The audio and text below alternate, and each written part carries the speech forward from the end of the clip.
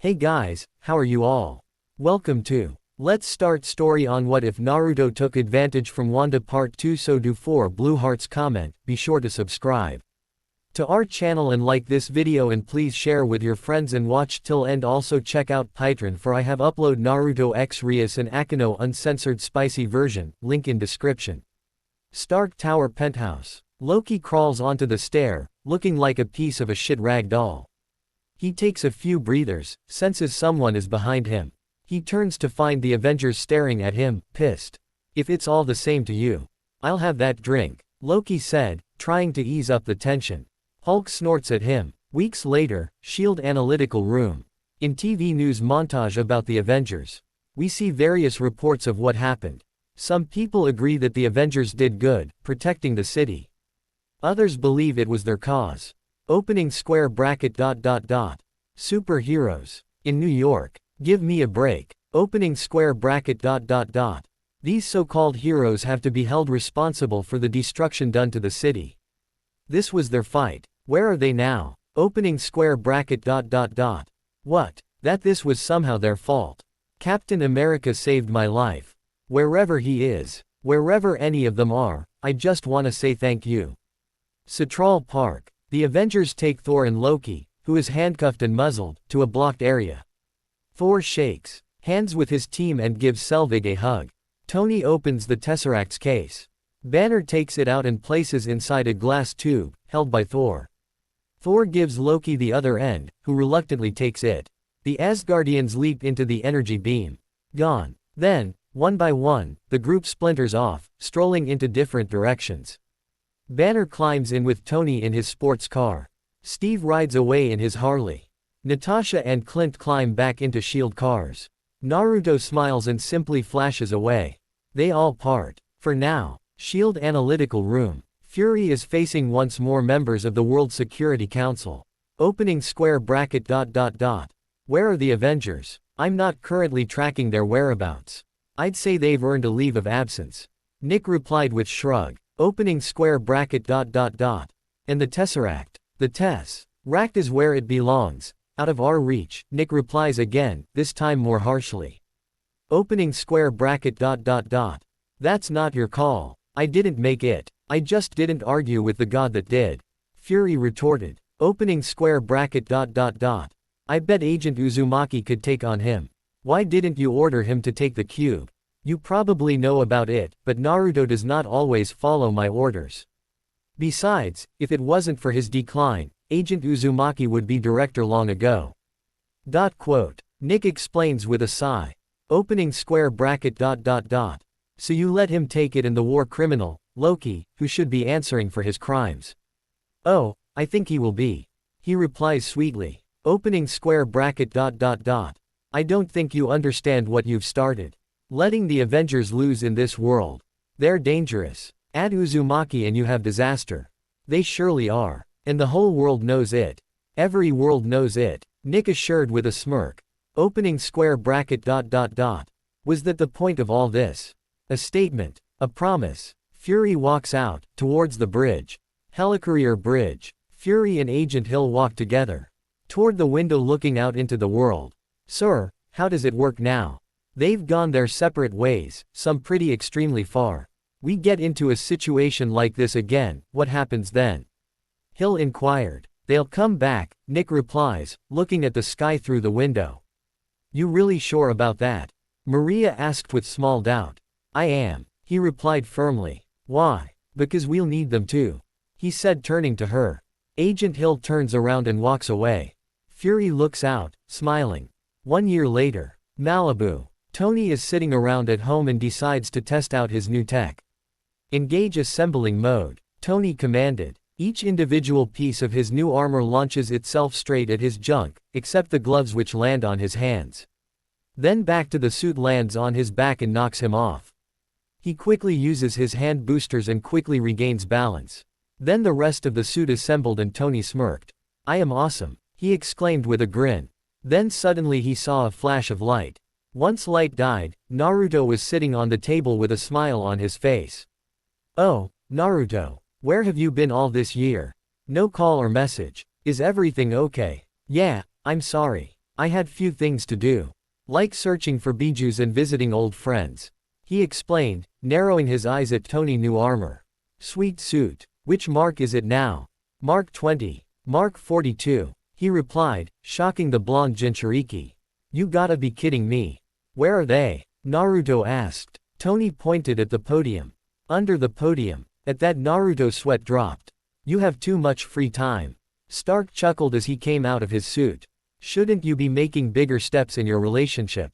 I'm doing this for her. She's my world, okay. What I saw in the portal made me do this.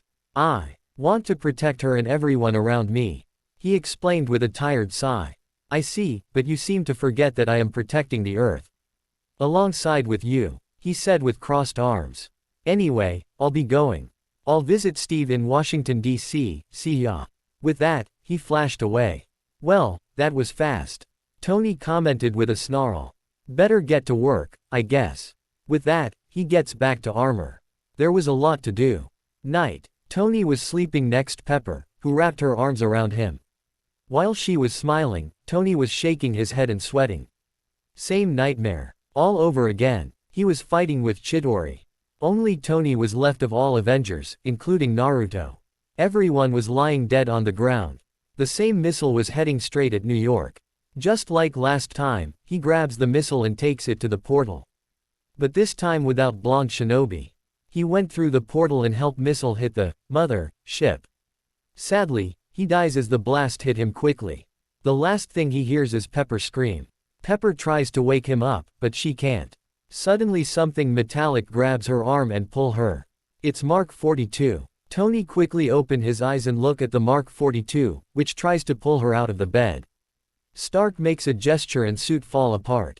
Tony sat up on the bed, while Pepper was ready to leave. Wait, Pepper, don't leave, Tony grunted, as he was about to close the doors. I'm going to sleep downstairs. Do something with this suit, he demanded while shooting the doors. Tony sat now on the edge of the bed and thinks hard. He sighs and looks at the black sky through the window. Washington, D.C., 7:50 a.m. Steve Rogers, aka Captain America, was having a jog around Lincoln Memorial reflecting pool. It was a routine for him. It was helping him, allowing to forget about the past life. As he was running, the blue blur was passing him from time to time. He stops and sighs tiredly. Suddenly Blur also stopped, revealing to be Naruto, who was grinning at him. I see your age is finally showing up. Huh, he remarked with laughter. You know Naruto, not everyone is immortal or have centuries of shinobi training. He retorted with cross arms. Anyway, I'm done. Ho. About we get back to my apartment and change our clothes.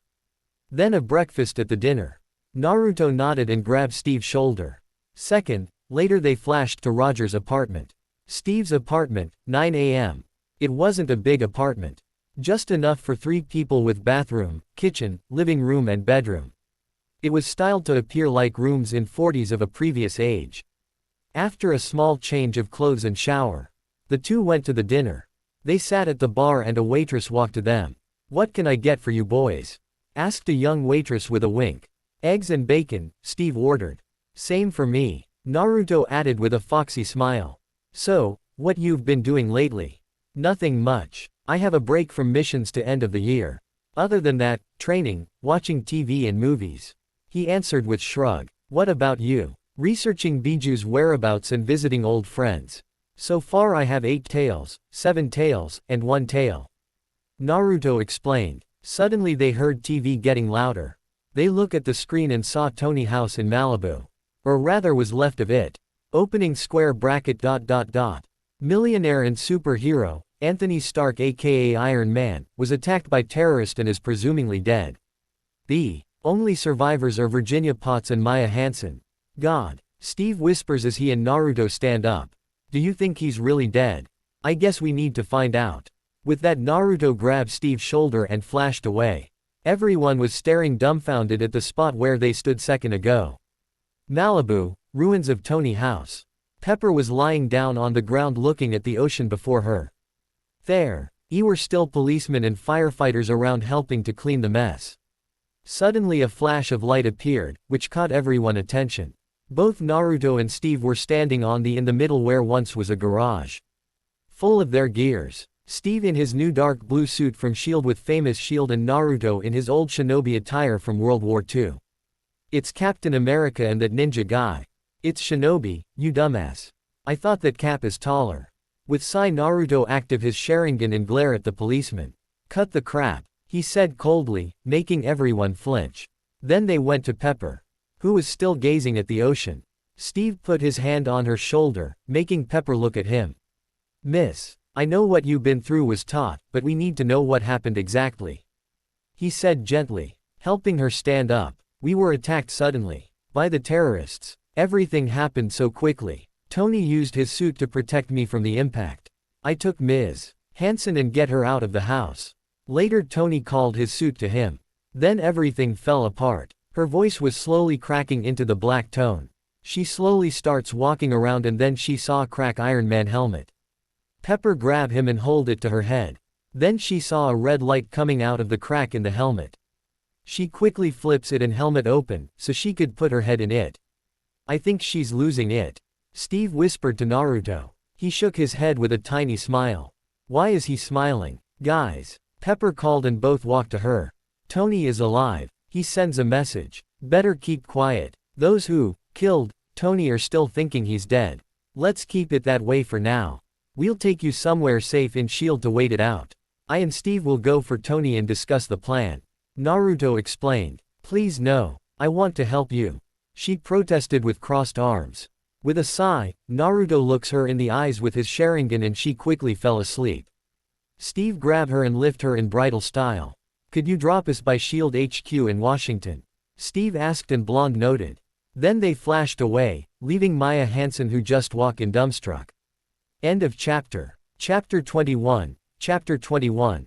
Naruto. Shinobi. Disclaimer. I don't own Naruto or Marvel MCU. Let's get started. Chapter 21. Christmas. Tennessee, with Tony. The day, or rather night was getting better and better.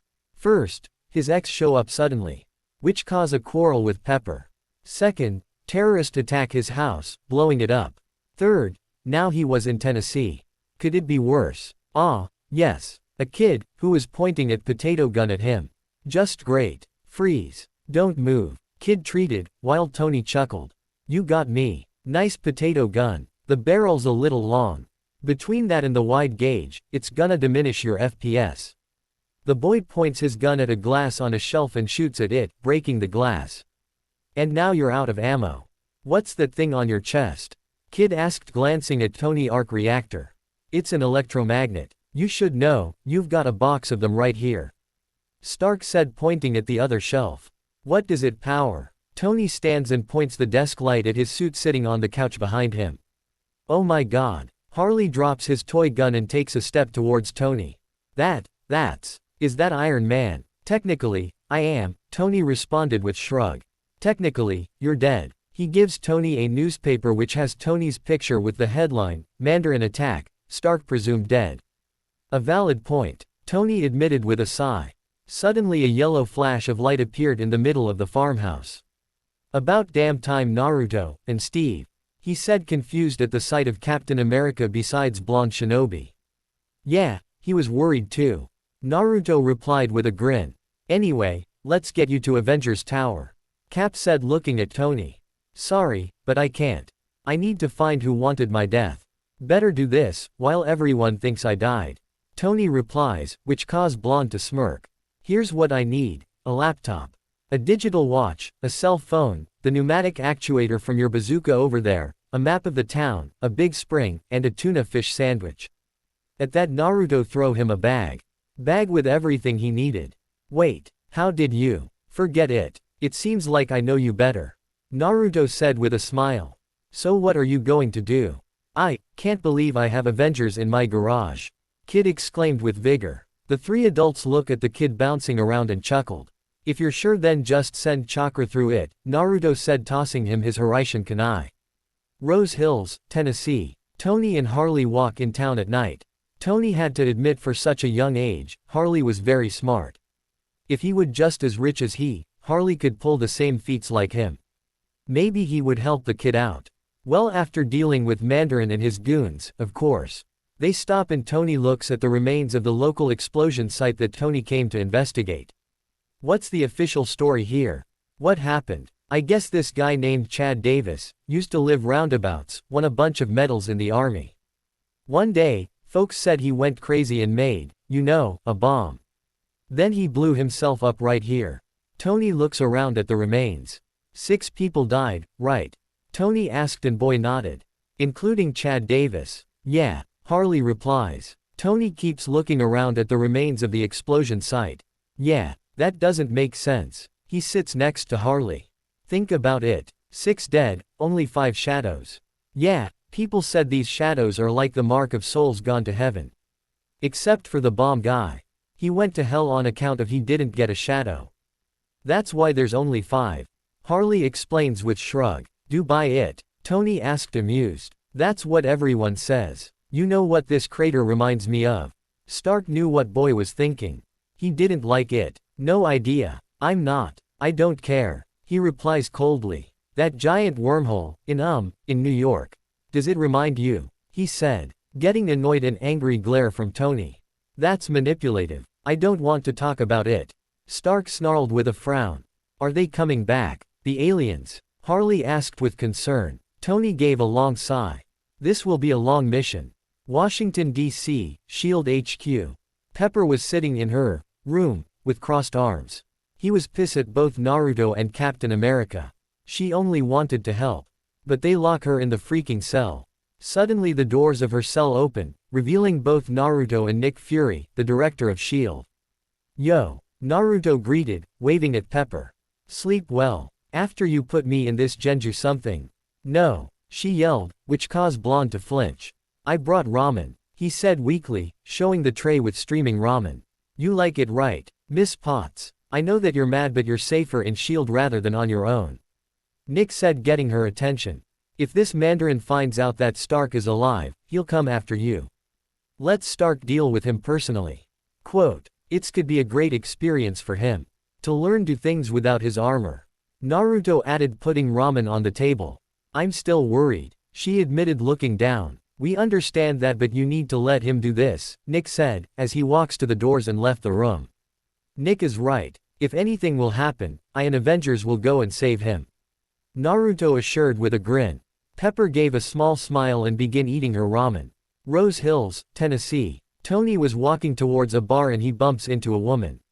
Sorry. He apologized. The woman drops something. Lady, this He picks up the item and hands it back to the woman.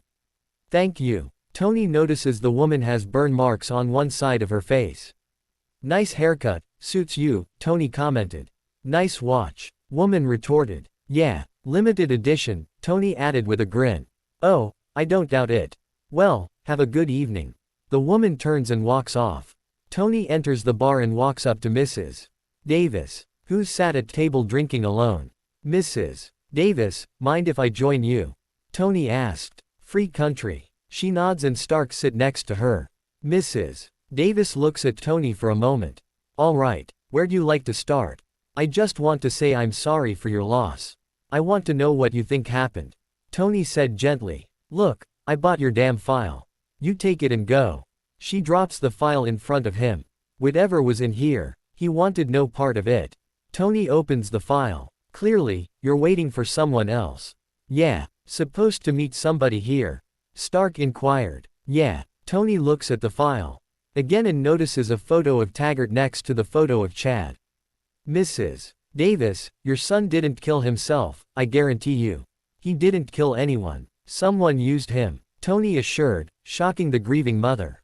What? She inquired. As a weapon, he explained. You're not the person who called me after all, are you? Suddenly a cell phone is slammed on their table. Actually, I am. Tony looks up and it's the woman he bumped into the outside of the bar. Suddenly she grabs hold of Tony's arm and twists it, slamming his head onto the table. Tony manages to quickly grab hold of Chad's dog tags that were on the table. Hey, what's all this about? What the hell's going on here? Sheriff demanded. It's called an arrest. She pushes Tony to the ground and steps towards the sheriff. He quick Y active his Sharingan and tries some low genjutsu that Naruto taught him. But she wasn't affected. Sheriff, is it? Things are getting worse and worse. Tony thought with a mental sigh. About 4 days later, Naruto was sipping a hot green tea in Japan along with Steve, Natasha, and Clint. They all were gear up and ready to head out.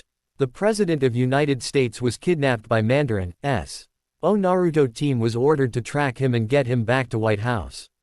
Before going, he gets his team for small tea. They agreed, eventually. Can we go already, Naru? Natasha asked with a sigh. Nick was already pissed when he heard word tea. Naruto took a final sip, put the cup down and grinned at his friends. Let's go, Avengers. Seaport, with Tony and Rhodes. Tony and Rhodes sneak onto Aldrich's oil drilling platform. Come on, Tony said as they kneel over and took a cover. I need a gun. Only if you're not gonna freak out on me. Rhodes replies as he looks up and spots the President in his Iron Patriot armor. Oh, my God, he said to Tony. He's strung up over the oil tank, they're gonna light him up, man. Viking funeral. Public execution. Tony concluded, getting the nod from his friend. Yeah, death by oil. They sneak further in to find a way to save the President. Rhodes gives Tony a gun. See if anyone in front of us. Tony quickly rises then sits back down. What did you see? Too fast, nothing. Here we go. He rises again and this time takes a good look before getting back down. 3 guys, 1 girl, all armed. Tony informed as they face the extremist soldiers. God, I'd kill for some armor right now. Rhodes grunted. You're right, we need backup. Tony agreed with a smile. Yeah, a bunch. Rhodes points his guns at extremist soldiers, who are getting closer and closer to them. You know what? Tony nods for Rhodes to look ahead. We see Tony's suits flying toward them. Is that? He asked, not believing. Yep, he assured, patting his back. All of Tony's Iron Man suits arrive. Merry Christmas, buddy. The suits surround the extremist soldiers. Jarvis, target extremist heat signatures. Disable with extreme prejudice. Opening square bracket ... Yes sir. Suddenly there a flash of yellow light behind them. Both turn to see Naruto leading a part of the Avengers. We're not late, are we? Naruto asked with a grin. I guess Stark took a page from your book, Clint commented. Then one the armors, called Silver Centurion, landed behind Tony. Stark took step back and went into the suit. You're just in time for Christmas party. At that Naruto crossed his fingers and shouted. Avengers, attack. Both Black Widow and Hawkeye went after the extremist soldiers. Cap, you and Colonel Rhodes will go and rescue the President. Tony and I'll find the main enemy and take him out. My clone's gonna aid you. With that 4 clones pop out. Scatter. Iron Man fly out and real Naruto went after him. Natasha jumped and pouted rain of bullets at the extremist soldiers. Iron Legion make sure that to defend her if anything would happen. Hawkeye was taken by one of the armor to a high spot, where he could put down every soldier. In the meantime, Cap and Rhodes were going through the hordes of extremist soldiers. But with Cage Bunhins they quickly defeat them. After some time they reach the President. Mr. President, just hold on, alright. We're coming. Just hold on. Hold on. They get surrounded by 10 extremist soldiers. He starts shooting at them but they just regenerate. Cap is kicking their asses and 2 remaining clones are helping him. Then Rhodes falls onto a rig, and as the soldiers come after him, Rhodes shoots the metal hook holding the rig up, making the extremist soldiers fall to their deaths. Bye-bye. Rhodes manages to get to the President. Brace yourself. He shoots hooks holding the President up and the President manages to swing safely to the ground. How do I look? President asked. You look damn good, Mr. President, but I'm gonna need that suit back. Then Cap appeared next to them and look at President. Mr. President, good to see you fine. Colonel Rhodes take Mr. President to safety. Avengers will clean this mess. Captain ordered and jumped toward upcoming extremist soldiers. Rhodes is now in the Iron Patriot suit with the President standing next to him. Ready, sir? Rhodes asked looking at the President, who was confused. What do you mean by, ready? Suddenly Rhodes grabs hold of the President and flies off. With Tony and Naruto, Shinobi and Iron Man landed on top of the platform and saw smiling Killian. I'm honored to have the famous Avengers in here, he said with open arms. It's over, Tony declared. Your soldiers are outnumbered and pretty soon you'll be the only left. That's why I recommend you to surrender. Naruto offered. But if you want a fight, then that's your call. I wouldn't mind kicking his ass, Tony said, smirking as he points his glowing palm at Killian. You're sure? Naruto asked with cross arms. Tony nodded and Blonde shrugged his shoulders. He's all your. But if anything, I'll sure there will be only dust after him. He threatens with M's active. Iron Man and Killian dashed toward each other and prepared a punch. Tony knew that Killian wanted to give a right punch, grab him, lift him and slam his body on the ground. Stark quickly ducked the punch, use his repulsor beam to send Killian at the piles of pipes. He was glad that his arc react, or activated his Sharingan, and that Naruto taught him how to use it. Killian quickly gets back on his feet, grab and throw the pipe at Iron Man. Tony blasted pipe out of the way, but he wasn't quick enough to avoid his fire breath. He pointed the flame at his helmet, slowly melting it. Tony had no other choice than leaving the armor and jump back. He then summons the parts that were still available for him. So Stark, are you prepared for the end? Killian asked with a sick smile. With blinding speed, he appeared in front of Tony's face and prepared another fire stream to melt his entire head. But the smirk Tony's face confused him. Suddenly something metallic hit his face and wrapped itself around his head. Then other metallic things hit his body and wrapped themselves around him. Jarvis, blow up Mark 42. Tony ordered, and second later the whole armor on Killian blow up. Naruto grabs Tony and teleported away from the explosion. That was fast and rather easy. I didn't know I was that good. Yeah, sure, but I guess it's not over. Naruto said as they jumped away from Killian punch. He was still alive, but his body was burning. I won't die. I won't fall. I am Mandarin, he shouted, ready to launch himself at Tony. Boring. Amaterasu. Naruto yelled and jet black flames consumed Killian's whole body. After few screams, there was only dust after him. Well, I guess we're done here, right? Ton. Why? Asked Earring, tired nod from his friend. Let's get you to Pepper, Naruto said as they walk away to the rest of the team. A few weeks later, New York, Avengers Tower. The entire Avenger Tower was finally finished. It was higher advanced than Stark Tower ever was. It was one big cherry on the cake. Naruto was waiting for both Tony and Pepper to appear. Suddenly he heard a giggle and saw them both in white bathrobes. Yep. Pepper jumped, while Tony rolled his eyes. Yo, how you've been doing? He asked with a grin. Don't do that ever again. Pepper scolded, making Naruto chuckling. Sorry about that. I couldn't help myself, he replied, making them sweat drop. Anyway, what are you doing here? Tony inquired with crossed arms. I need your help, he said seriously, making him gulp. If Naruto was serious, then it was something really important. You might be the only person who can help me. What is then? Tony asked eagerly. My disciples vanish. I can't find their chakra signatures. They're not dead, I know this, he said sadly, as he rushes his hand through his hairs. For some time I can't find my self-trust shield well enough. I don't know why. So you're the only one who can help me. Well then, I'm not going to decline my friend request. At that, Naruto looked at Tony and smiled. End of chapter. Chapter 22. Chapter 22. Naruto, Shinobi. Disclaimer. I don't own Naruto or Marvel MCU. Let's get started. Chapter 22. Meeting. Sokovia, 2 years later. It's been 2 years since Naruto asked Tony for help.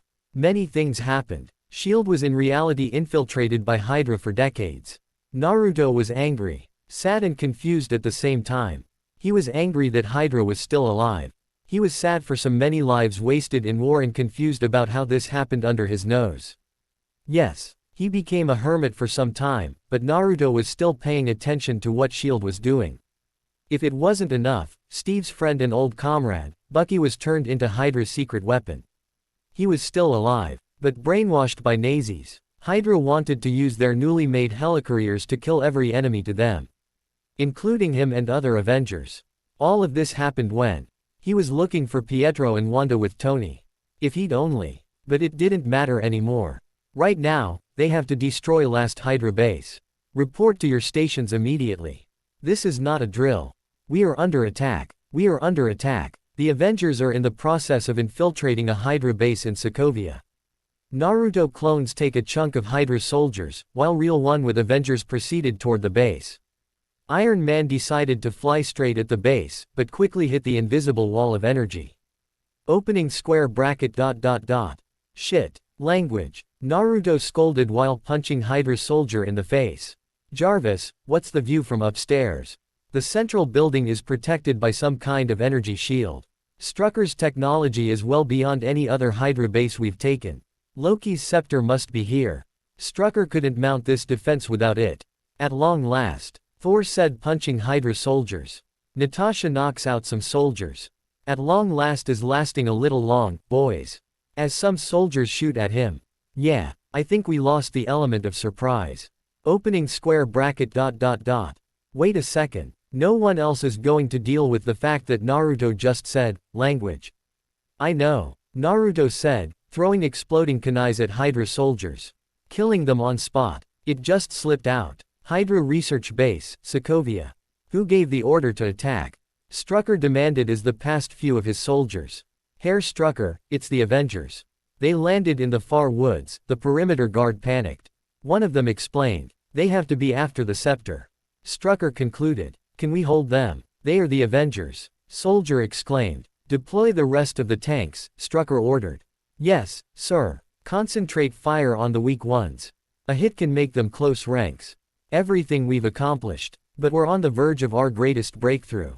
Strucker ordered loudly. Then let's show them what we've accomplished. Send out the twins. Doctor. List whispered looking at the twins. No. He replied sternly. They're not ready yet. You sense him, don't you?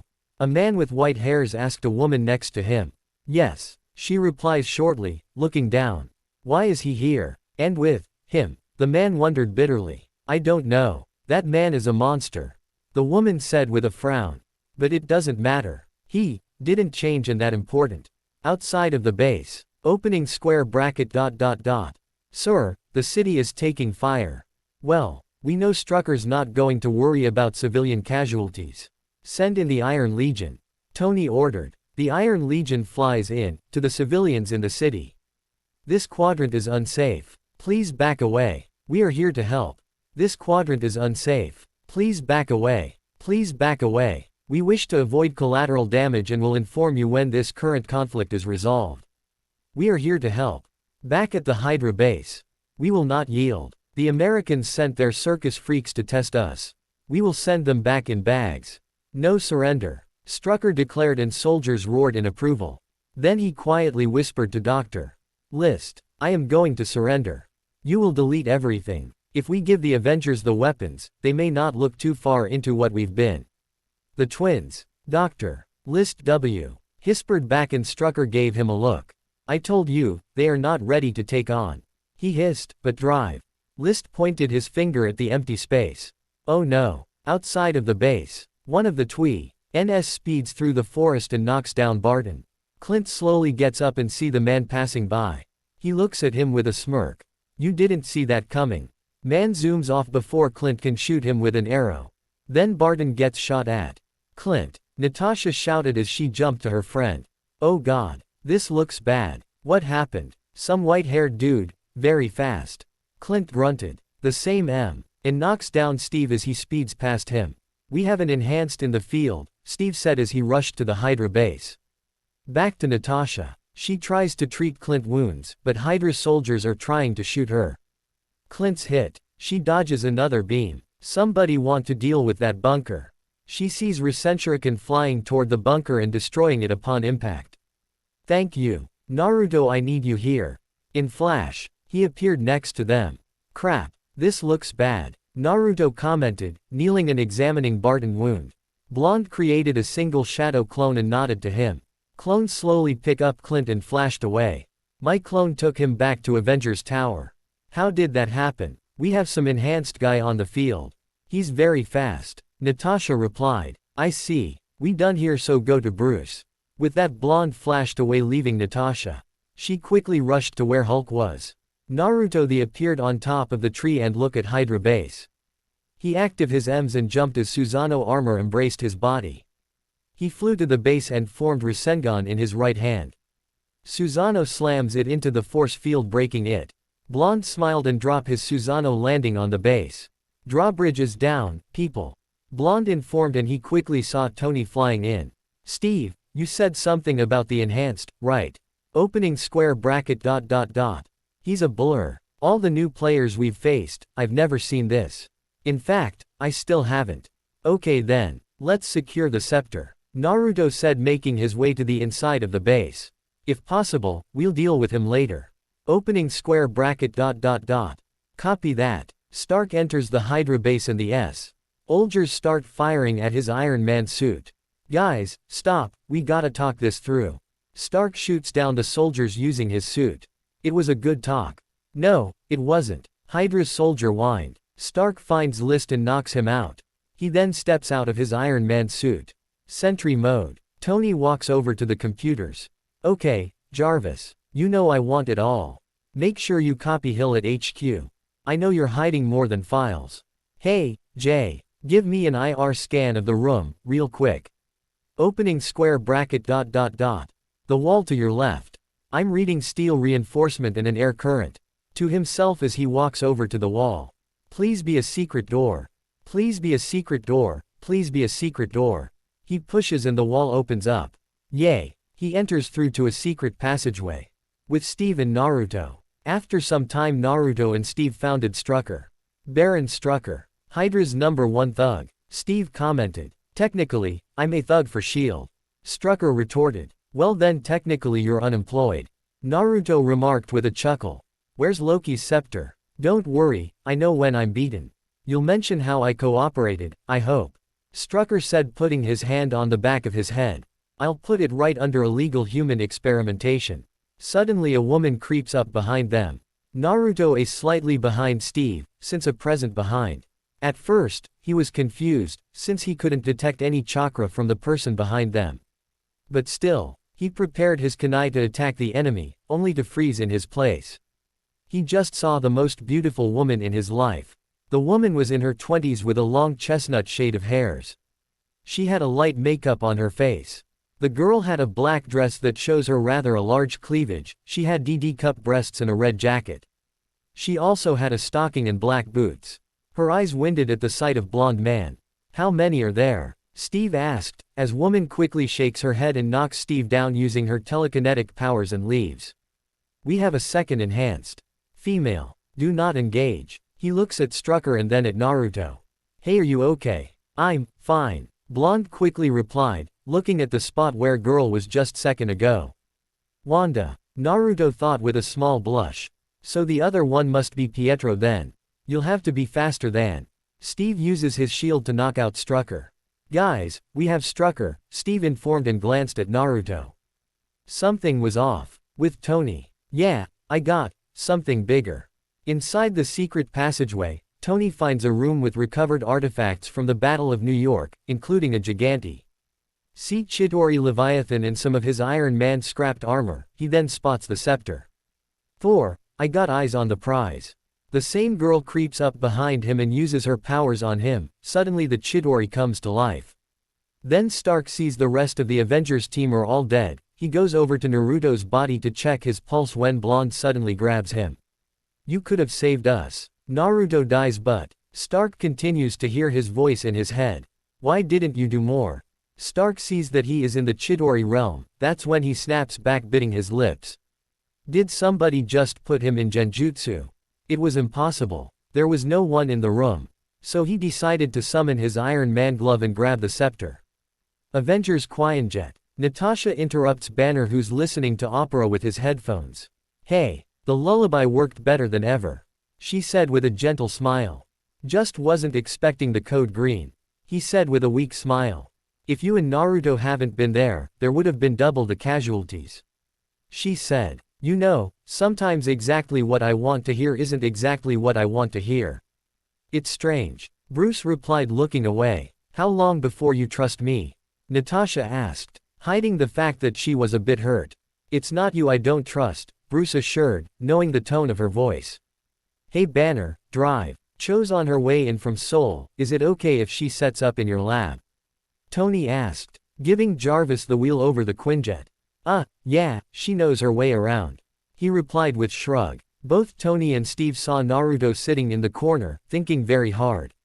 How could this happen? How could I make such a mistake? He thought bitterly. Because I left them, they've become Hydra weapons. Damn it. He punched the wall next to him, making Quinjet shake. Hey, Naruto. Steve called, getting his attention. Are you okay? I'm okay. He replied annoyed. If something is bothering you, then tell us. We're on the same team, remember? Thor said looking at Naruto.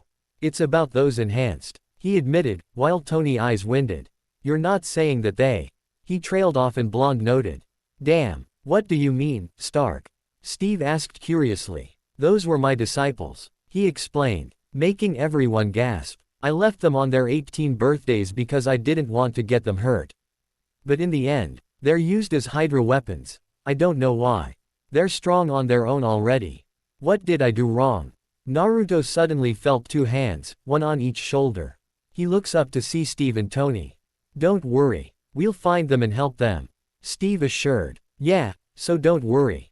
We won today. Hydra is no more. Tony said with a smile. That's why let's party in next few days. Naruto gave a small smile and nodded. He'll get them. That's a promise. Y decided to leave Naruto for now and went to discuss few things. Avengers Tower. The Avengers aircraft lands at the Avengers headquarters where Barton was taken to treat his wound. Maria walks up to Stark, Naruto, and Cap. Labs all set up, boss, Hill informed Tony. Actually, he's the boss. He corrected pointing at Naruto. I just pay for everything, and design everything and make everyone look cooler. He added with a grin. What's the word on Strucker? Naruto inquired. NATO's got him, she replied glancing at the group. Do you want to get info about the enhanced? No, there is no need. Naruto waved her off. I know everything about them. Although I don't know much about their new powers. He's got increased metabolism and improved thermal homeostasis. Her thing is neural electric interfacing, telekinesis. Mental manipulation. She informed and Naruto nodded in understanding. Only Steve looked confused, so Hill decided that rephrasing the statement so he can understand was a good idea. He's fast and she's weird. But Naruto growled, making her chuckle nervously. Right. Barton is healed and ready for your party, guys. Banner's lab. How he's doing? Bruce asked, referring to lying Clint on the medical bed. Naruto clone is beside him and ends his medical ninjutsu. Oh, unfortunately, he's still Barton.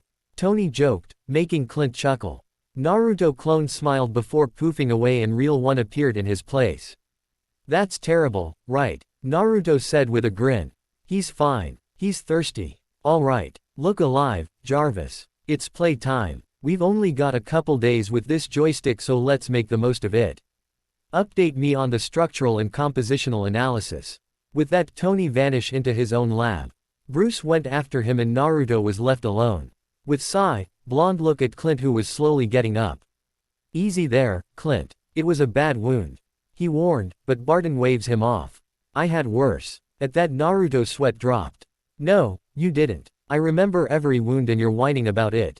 Stop playing tough. Naruto scolded. Take it easy and don't drink too much by the end of the week. Sure, Mom. Clint joked and get on his feet. Gonna see what the rest is doing. Wanna come? Naruto shook his head and Clint rose his eyebrow. Why? I need to do something alone. He replied in tone, which causes Clint to nod. I see, it's important then. He said with a smile. Take your time. With that, he left and Naruto looks down. He walks to the window and glanced at his team. He smiled and flashed away.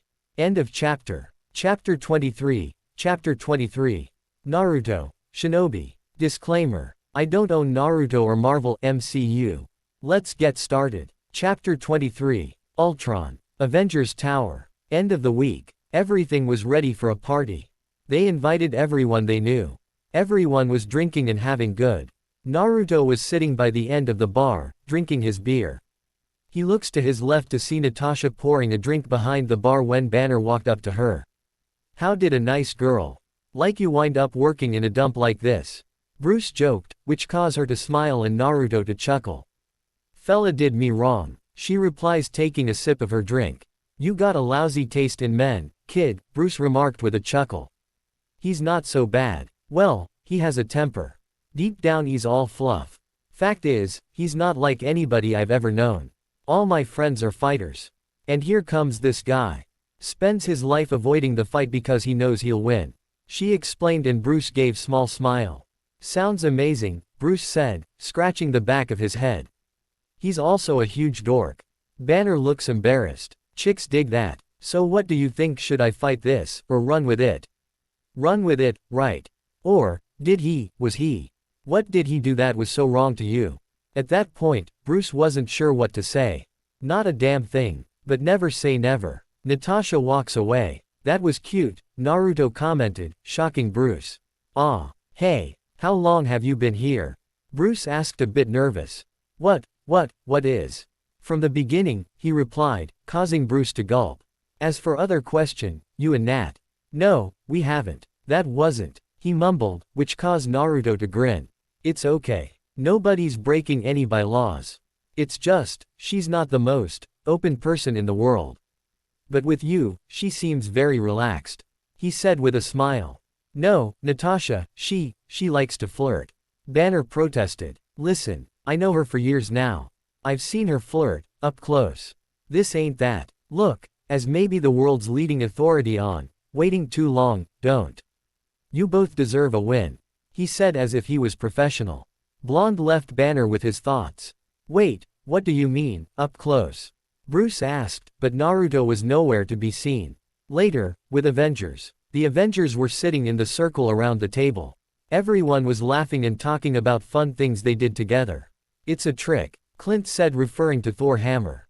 Oh, no, it's much more than that. Thor said with a smile. Whosoever be he worthy shall have the power. Whatever man, it's a trick, Clint stated with crossed arms. Well, please, be my guest, Thor said, pointing at his hammer. Come on, Tony insisted. Really? Barton asked, looking at Thor. Yeah, Clint gets up and walks to the hammer. Oh, this is gonna be beautiful, Rhodes said, who just sit down in Clint's place. Clint, you've had a tough week. We won't hold it against you if you can't get it up, Naruto joked and everyone laughed. You know I've seen this before, right? Barton grabs Thor's hammer and can't lift it. To Thor after he fails to lift the hammer. I still don't know how you do it. Smell the silent judgment. Tony wondered out loud. Please, Stark, by all means. Stark gets up. Natasha was already smiling. Oh, here we go. Never one to shrink from an honest challenge. Tony admitted, gripping the hilt of the hammer. Right, so, if I lift it, I then rule Asgard. Thor nodded with a smile. I will be reinstituting Prima Nocta. Stark tries to lift the hammer but fails. I'll be right back. Wearing his armored hand, Stark tries to lift the hammer again and fails. Wearing their armored hands, Stark and Rhodes both try to lift Thor's hammer. Are you even pulling? Rhodes asked and Tony glanced at him. Are you on my team? He asked back, trying to pull the hammer as hard as he could. Just represent. Pull, he replied, annoyed. All right, let's go. They both pull as hard as they can, but in vain. Banner tries to lift the hammer, he roars trying to change to the Hulk but fails, and everyone but Natasha and Naruto stared at him warily. They grinned. Next Steve gets up to try. Come on, Steve. Naruto coughed. As Steve starts pulling on the hammer and manages to budge it a little, Thor looks a little alarmed. Steve still fails to lift it. Thor laughs with relief. Maybe someday. All reference to the man who wouldn't be king, but it's rigged. Tony snorted, while Clint chuckled. You bet your ass, Clint said, and Stark pointed at him. Naruto, he said a bad language word. At that Naruto sighed and looked down. Did you tell everyone about that?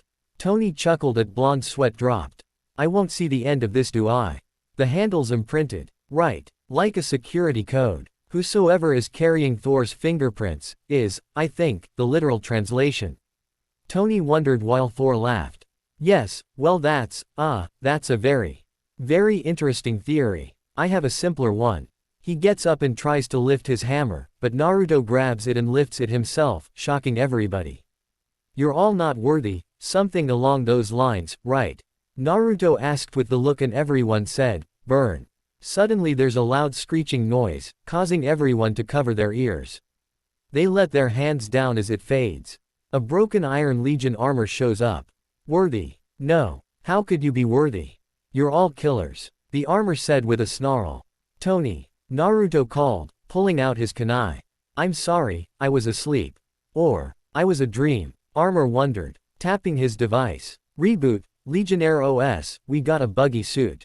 Tony mumbled. There was a terrible noise, and I was tangled in strings. I had to kill the other guy. He was a good guy. Armor moved around looking at his missing arm and few strings-like lines hanging on it. You killed someone? Steve asked, narrowing his eyes at the armor. Wouldn't have been my first call. But, down in the real world, we're faced with ugly choices. Armor said, looking straight at Avengers. Who sent you? Thor demanded while Hill prepared her gun. I see a suit of armor around the world. Armor replayed Tony's words. Ultron. Bruce concluded, looking at shocked Tony. In the flesh. Ultron said proudly. Or, no, not yet. Not this, Chrysalis. But I'm ready. I'm on a mission. What mission? Natasha inquired. Naruto charged Chidori in his left hand and glared at Ultron with his Sharingan. Peace in our time. Suddenly the Iron Legion bots break smash through the walls and attack the team.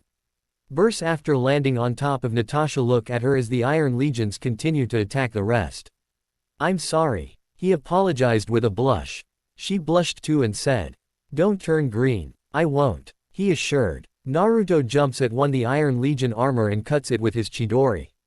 Clint throw cap his shield as he launches himself at the Iron Legion armor. After 2 minutes, Avengers was done with Iron Legions. That was dramatic. I'm sorry, I know you mean well. You just didn't think it through. You want to protect the world, but you don't want it to change.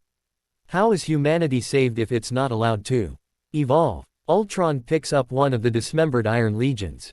With these puppets, there's only one path to peace, the Avengers' extinction. Suddenly Thor OWS his hammer at Ultron and smashes him to pieces. After Thor destroys his body, Ultron started singing. I had strings, but now I'm free. There are no strings on me, no strings on me. Banner Lab. All our work is gone. Ultron cleared out, used the internet as an escape hatch. Bruce said, clenching his hand. Ultron. Naruto repeated slowly, walking back and forward. Steve leaned on the table and looked at Tony intensely.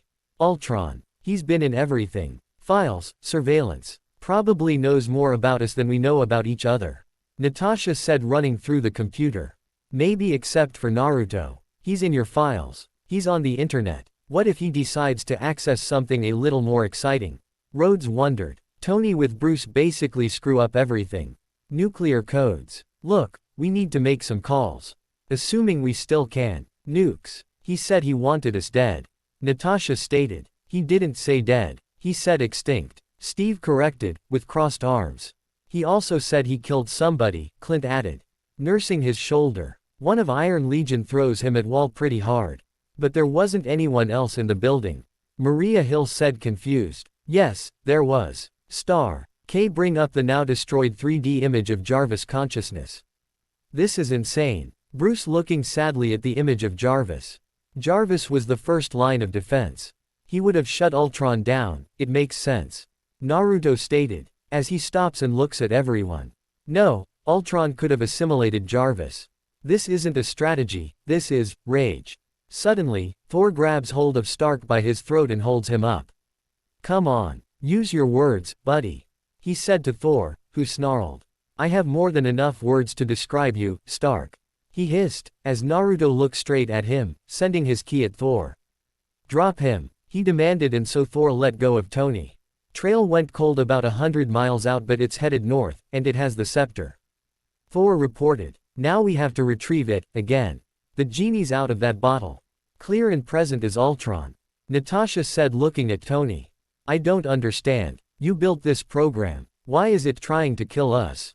Maria asked, and Stark starts laughing. Banner sub. TLY shakes his head at him to get him to stop. Do you think this is funny? Steve demanded angrily. No. It's probably not, right? Is this very terrible? Is it so? Is it so? It is. It's so terrible. He replied, looking at the Avengers. This could have been avoided if you hadn't played with something you don't understand, Thor stated, pointing at Stark's face. No, I'm sorry. I'm sorry. It is funny. It's a hoot that you don't get why we need this. Tony said, angry, confusing Naruto and rest of Avengers. Tony, maybe this might not be the time to Bruce tried to stop Tony, but he waves him off. Really? That's it? You just roll over. Show your belly, every time somebody snarls. He asked, glaring at him. Only when I've created a murder bot. Banner retorted. We didn't. We weren't even close. Were we close to an interface? He wondered until he heard Naruto's voice. Well, you did something right. And you did it right here. The Avengers was supposed to be different than S.H.I.E.L.D. Naruto stated, glaring at him with his M's. Anybody remember when I carried a nuke through a wormhole? Recall that. A hostile alien army came charging through a hole in space. We're standing 300 feet below it. We're the Avengers. We can bust arms dealers all the live long day, but, that up there. That's the end game. Not even you can fight with something like that, Naruto. How were you guys planning on beating that? Tony asked in a defeated tone. Together. Steve stated, and everyone nodded, beside Tony. We'll lose. Then we'll do that together, too. I'll die to protect this planet. Naruto said seriously, and Stark looks at him for a moment before turning away. Thor's right. Ultron's calling us out. And I'd like to find him before he's ready for us. The world's a big place. Let's start making it smaller. End of chapter. Chapter 24. Chapter 24. Naruto. Shinobi. Disclaimer. I don't own Naruto or Marvel MCU. Let's get started. Chapter 24. Reunion. Sokovia, church. With Pietro and Wanda. The twins walk into a church feeling something strange coming out of it. It wasn't chakra, but something close to the energy of powers they had now.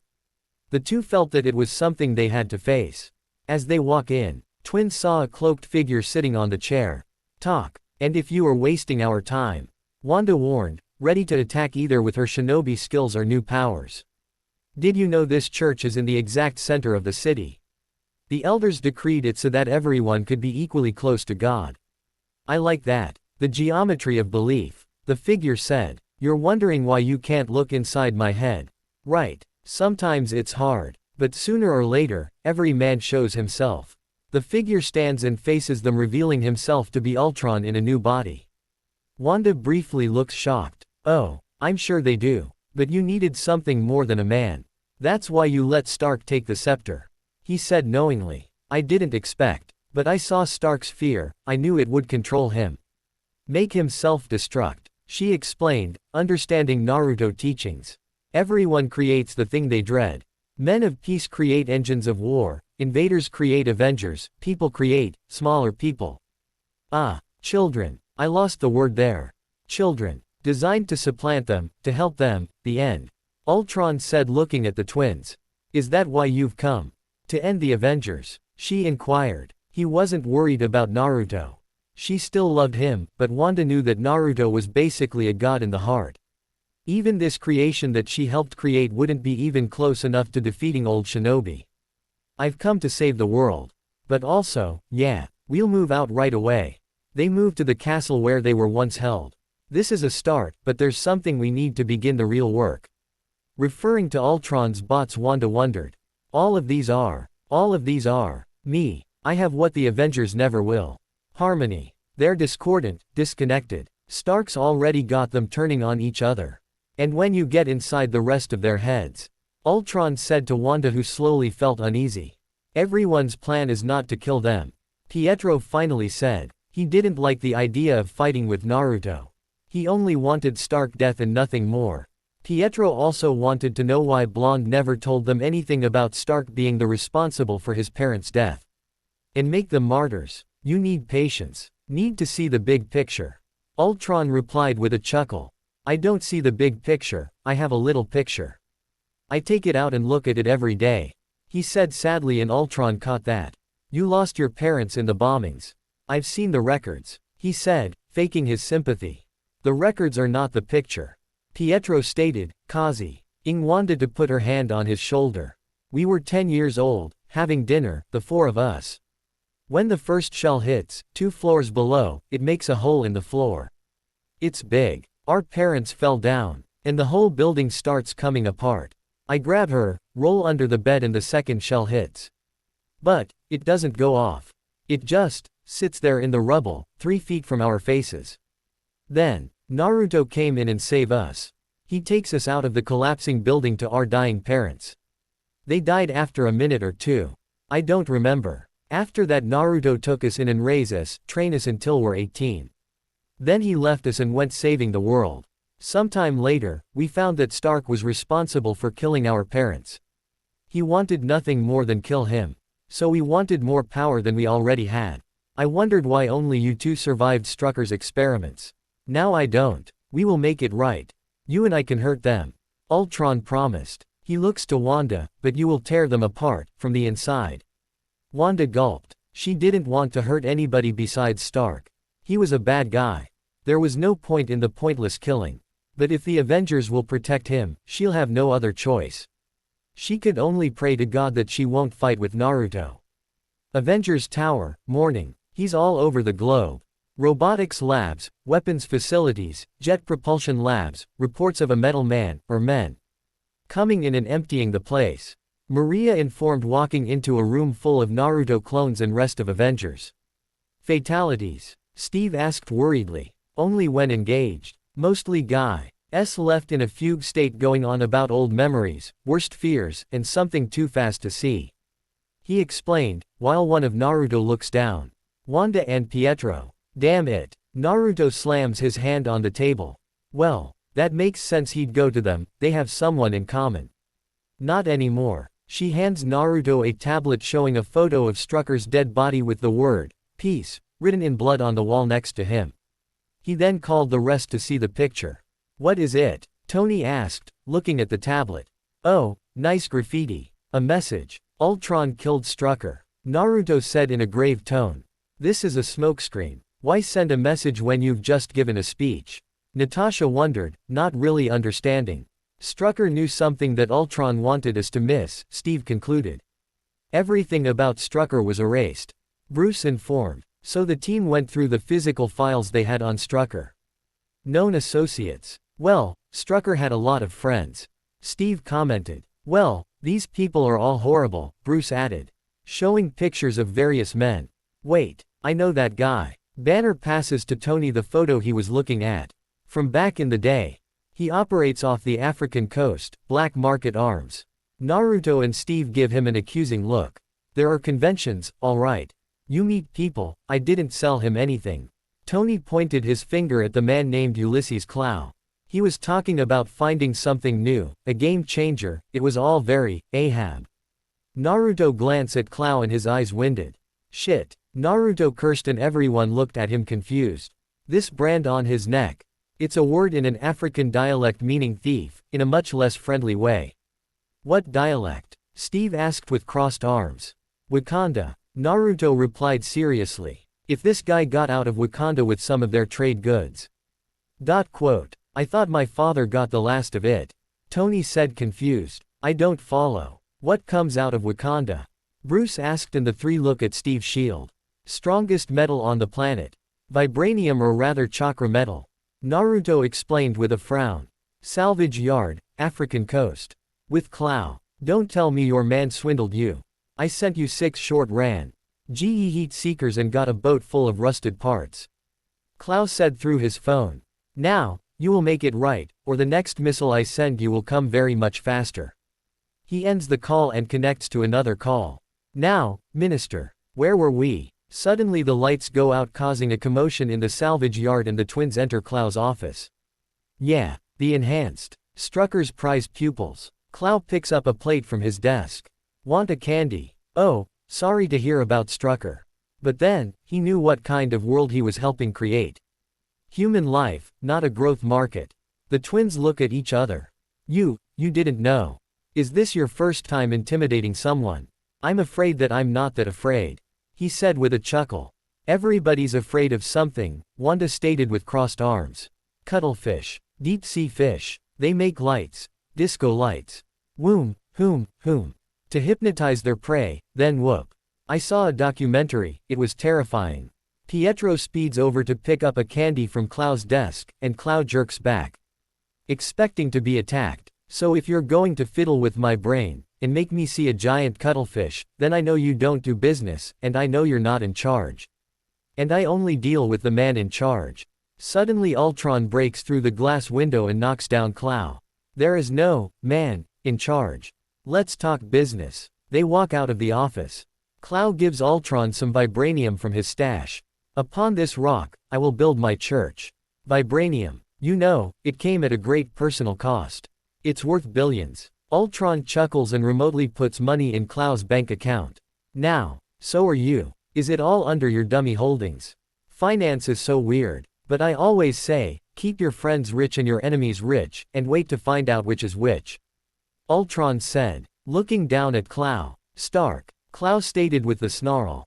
What? Ultron asked confused. Tony Stark used to say that, to me. You're one of his. Klaus glared at, while Ultron frowned. What? I'm not. He grabs Clow. I'm not. You think I'm one of Stark's puppets, his hollow men. I mean, look at me, do I look like Iron Man? Stark is. Suddenly he chops off Clow's arm. I'm sorry. I am so. Ooh, I'm sure that's going to be okay. I'm sorry, it's just I don't understand. Don't compare me with Stark. He kicks Clow down the stairs. It's a thing with me. Stark is, he's a sickness. Stark appears in his Iron Man suit. Ah, Junior. Naruto appears with Steve in the flash of yellow. You're gonna break your old man's heart. If I have to. Ultron retorted and glared at Stark. Please. We don't have to do revert to violence and break anything, Naruto said looking at both Pietro and Wanda. They tried not to look at him. Clearly you've never made an omelet, Ultron stated with a smirk. He beat me by 1 second, Tony said, while Naruto's sweat dropped. Naruto asked to reach a person. Ah, this is funny, Mr. Stark. It's what, comfortable, like old times? Pietro asked, making Naruto close his eyes and clench his fist. This was never my life, Tony stated ashamed of his actions. Pietro. Wanda. Naruto started getting their attention. Please don't do this. You can still go with us. He's using you for your powers. You know that, right? He said, and second, later he was a punch in his guts. Naruto knew it was Pietro. But he decided to let the guy punch him. Pietro. Why? Why didn't you tell us that Stark was responsible for killing our parents? You knew from the begging. Why? Pietro demanded while Wanda looks away with tears in her eyes. Blonde looked at them and saw the 2 kids he raised not long ago. Now in their places stood 2 angry and confused people. They suffered just like him. All they wanted was an answer. Like him when he wanted to find people who killed his parents. Because I didn't want you to suffer even more. He replied looking down. You suffered just like me. You felt the pain that children should never feel. You went through much in your life. I wanted you to be still happy and not fell down into the darkness. I did everything I could to not let you suffer more. And I failed. Seeing the pain in your eyes breaks my heart. He admitted, already at the brink of tears. The memories flow through his head like a river. The good memories with them, when they're together. Also those bitter ones, but still they're precious memories to him. He wouldn't trade them for anything. Never. If I'd told you who did this, you would want nothing more than revenge. The pain leads to anger. Anger leads to hatred. Hatred leads to suffering. It's an endless circle that I didn't want you to fall in. I was there once when my friend died. It brought a monster out of me. I didn't want that to happen to you. In the end, I cause even more pain to you. I'm so sorry, Wanda, Pietro. I'm sorry. He finishes as the tears drop down from his face. Wanda gasped. She starts to shake at sight of her crush crying. She and her brother never saw Naruto crying. Never. It pains her so much to the point where she could have a heart attack. One part of her wanted to rush to him, hug him and let him cry on her shoulder. Telling him she didn't hate him and that she forgives him. But the second part didn't want to be near Stark. She couldn't understand why Naruto was with him of all people. End of Ost. Oog. Naruto Uzumaki. God's righteous man. Pretending you care about them. You left them alone and didn't visit him. I bet. I can't physically throw up in my mouth, but. Ultron said, which caused Naruto to get his teeth and glare at him with his Sharingan. He really wanted to pierce his head with his Chidori. If you believe in peace, then let us keep it, Steve said looking at Ultron, hiding his worry about Naruto.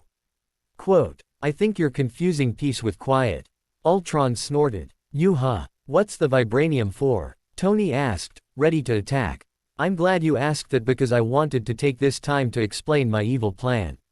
Suddenly Ultron pulls Iron Man to him with his magnetic power and shoots a beam toward him, sending him flying back at the wall. The Iron Legions appears out of nowhere and attack the Avengers. Thor, Natasha, and Clint appears too and start to attack them. Naruto just stood there as everyone was around was fighting. Twins look at Naruto and take their battle stances. Blonde gives a long sigh, before looking at them with tired eyes. Come. End of chapter. Chapter 25. Chapter 25. Naruto, Shinobi. Disclaimer: I don't own Naruto or Marvel MCU. Let's get started. Chapter 25. Our Feelings. Salvage Yard, African Coast. Come. Quote. Naruto said quietly to the twins. Pietro tapped into his speed and dashed at Naruto. A crack of electricity formed around his right hand. Chidori. The Jutsu Tea had Naruto taught him on his and her sister's 14th birthday. He prepared to pierce his right shoulder, but his hand was caught by Naruto's tight grip. His eyes winded in horror at the sight of Naruto Mangekyo penetrating his soul. Naruto quickly flips him and slams him down. Pietro gritted his teeth and used his bloodline, swirl release to teleport away.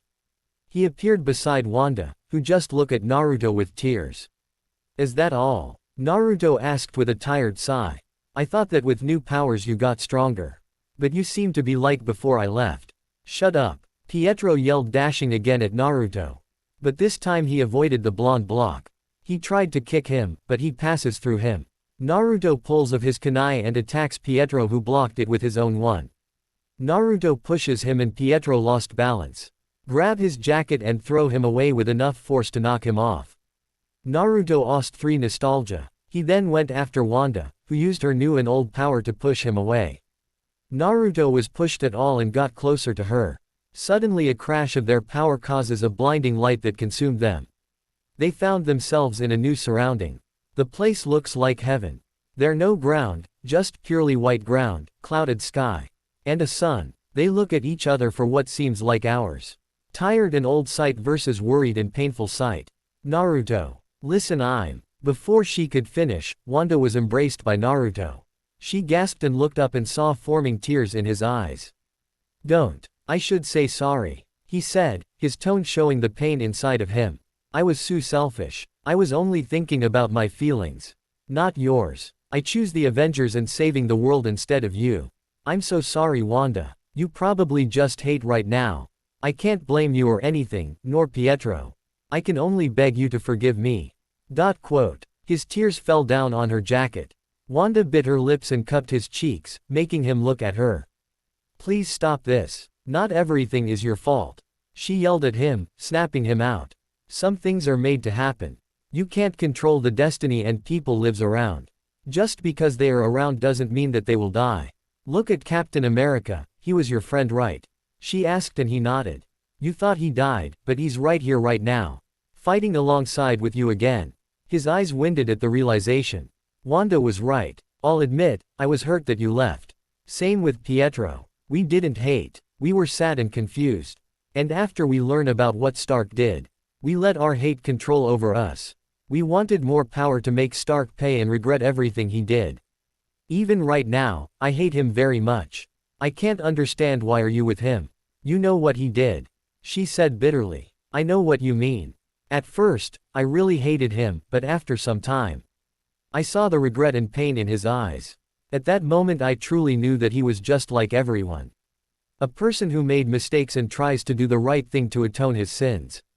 That who's Tony Stark is right now. I'm sorry that you and Pietro can't see that. He explained with a weak smile. Listen, you two can still come with us and destroy Ultron. Then we can figure everything together. Please, Wanda, we can stop this. Wanda took her hand and broke the hug. She took a few steps back, as Naruto tried to grab her. I can't. Pietro won't agree and we make decisions together. She explained, wiping her own tears. If I'll find out that he's planning on killing anyone besides Avengers, then we'll come to you. Okay. With a sigh and small smile he nodded. Guess we gotta get back, huh? Yeah, he replied shortly before a flash of light blinded them. End of Ost. Naruto was thrown away from Wanda, as she falls on the ground. Pietro saw that and dashed at Naruto. Oh, grabbing him and throwing him at the metal boxes.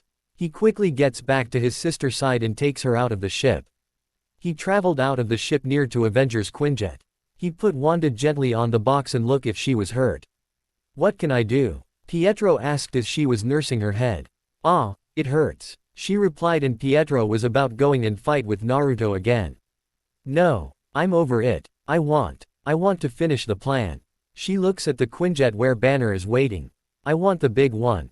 With Iron Man. After some time, Tony was finally able to corner Ultron. Ah, the vibranium's getting away, Ultron said with a chuckle. And you're not going anywhere. Iron Man added with a snarl. Can't believe I created another mistake. Don't worry, I'm going to be your last. I'm already there, by the way. You'll catch on. But first, you might need to catch drive. Banner. Stark angrily shoots Ultron and flies off to find Banner, who's turned into the Hulk and ready to wreak havoc on the nearest city. News or footage. Keyword. Hulk. He sees news footage of Hulk destroying the city. Natasha, I could really use a lullaby. Barton sat with Natasha, who's biting her lip from the pain in her leg. Opening square bracket ellipsis dot. Well, that's not gonna happen. Nat got to shoot in her leg. The sum of the team is down, you only got Naruto and Thor back up here. Opening square bracket dot dot dot. Tony, I teleport to Hulk and take him back here to docks. We'll deal with him quickly and go into hiding. Got that. I'll call Veronica just in case, Tony replied shortly, before heading back to the docks.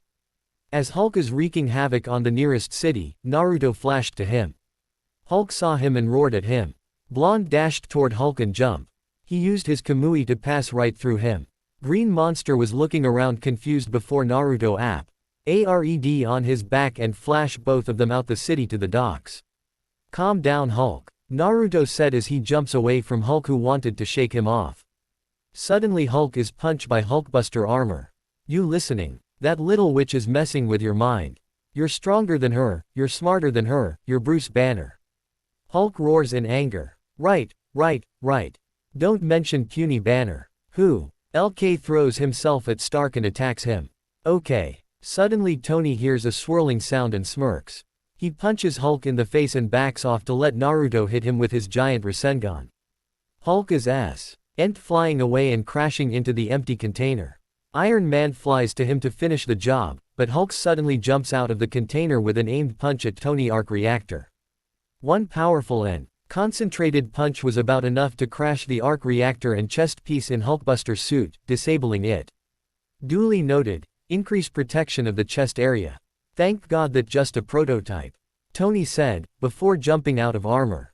Any idea, Naruto? Naruto smirked, revealing that he was in Sage mode already. About one, he replied shortly. Kongo Fusa. Suddenly adamantine chains shoot out of the ground and wrap themselves around Hulk body. Hulk tried to move, slowly breaking them. Naruto made a single hand seal. Senpo. Mayayanman. Suddenly out of the sky fell 10 red gates and landed on Hulk. One on top of the other. Now Hulk couldn't move at all. I'll put him in sleeping genjutsu, Naruto informed, releasing Sage mode. He walks to the Hulk and looks at his furious green eyes. He active his Sharingan and tried to pull the strongest genjutsu. Hulk wasn't falling asleep at all. Wanda got even better at genjutsu. Time for Eternal Mangekyo, he thought as his eyes Sharingan evolved to M's. Slowly green humanoid was turning back to Bruce. Good. Let's get rest of the team. Quinjet, sometime later. Opening square bracket dot dot dot. The news is loving you guys. Nobody else is. There's been no official call for Banner's arrest, but it's in the air. Closing square bracket. Stark Relief Foundation, Tony asked. Opening square bracket dot dot dot. Already on the scene. How's the team? We took a hit, but's nothing we can't shake off. Naruto replied. Opening square bracket dot dot dot. Well, for now I'd stay in stealth mode. And stay away from here. So, run and hide. Steve inquired with cross arms. Opening square bracket dot dot dot. Until we can find Ultron, I don't have a lot else to offer. Neither do we. 2. NY switches off the monitor showing Maria ending the call. Hey, you wanna switch out? He asked Barton, who's flying the Quinjet. No, I'm good. If you wanna get some kip, now's a good time, cause we're still a few hours out. Clint replied with a smile. A few hours from where? Naruto asked, confused at first, but then he gasped in realization. Oi, you don't mean. Yeah, there. Nobody knows about this place beside you, Nat and Fury. Barton replied, glancing at Naruto with a grin. After few hours, morning. The Quinjet lands outside a large farmhouse and they all walk towards the house. What is this place? Thor asked, confused. A safe house. Naruto replied shortly. It's not bad, but one of my secret bases would be better. Yeah, maybe. But this place was closer. Clint stated with shrug. They all enter the house. Honey, I'm home. Clint exclaimed with a happy tone. Laura, where are you? Barton's heavily pregnant wife, Laura, walks in from the kitchen. Hi, company. Sorry I didn't call ahead. She rushed to Clint and gave him a kiss and look at the Avengers. My, those must be Avengers. Naru and Nat. It's been such a long time. You Laura. Long time no see. Naruto greeted with a grin. Hi, Laura. I see you're doing pretty well. Natasha commented. Ooh, incoming. Barton's son and daughter run in. Dad. His daughter exclaims and Barton picks her up. He then huffs his son's hair and smiles at him. These are smaller agents, Tony said, surprised to the others. Did you bring Auntie Nat and Uncle Naru? Barton's daughter asked. Why don't you hug them and find out? Lila rushes towards Naruto and Natasha, who she hugs. Sorry for barging in on you. Steve apologizes. Yeah, we would have called ahead, but we were busy having no idea that you existed, Tony added. Yeah, well, Fury helped me set this up when I joined. He kept it off S.H.I.E.L.D.'s files. I'd like to keep it that way. I figure it's a good place to lay low. Clint explained, embracing his pregnant wife. Honey. Aw, I missed you. She said lovingly while kissing his cheek. Both Naruto and Natasha walk toward Laura and hug her too. How's little Natasha, huh? Natasha asked, touching Laura's stomach. She's Naruto. Laura replied with a weak smile. Naruto laughed and pat Natasha back, as she gave him $5. Traitor. She pouted, bending towards Laura's pregnant stomach. Could I check on little Naruto?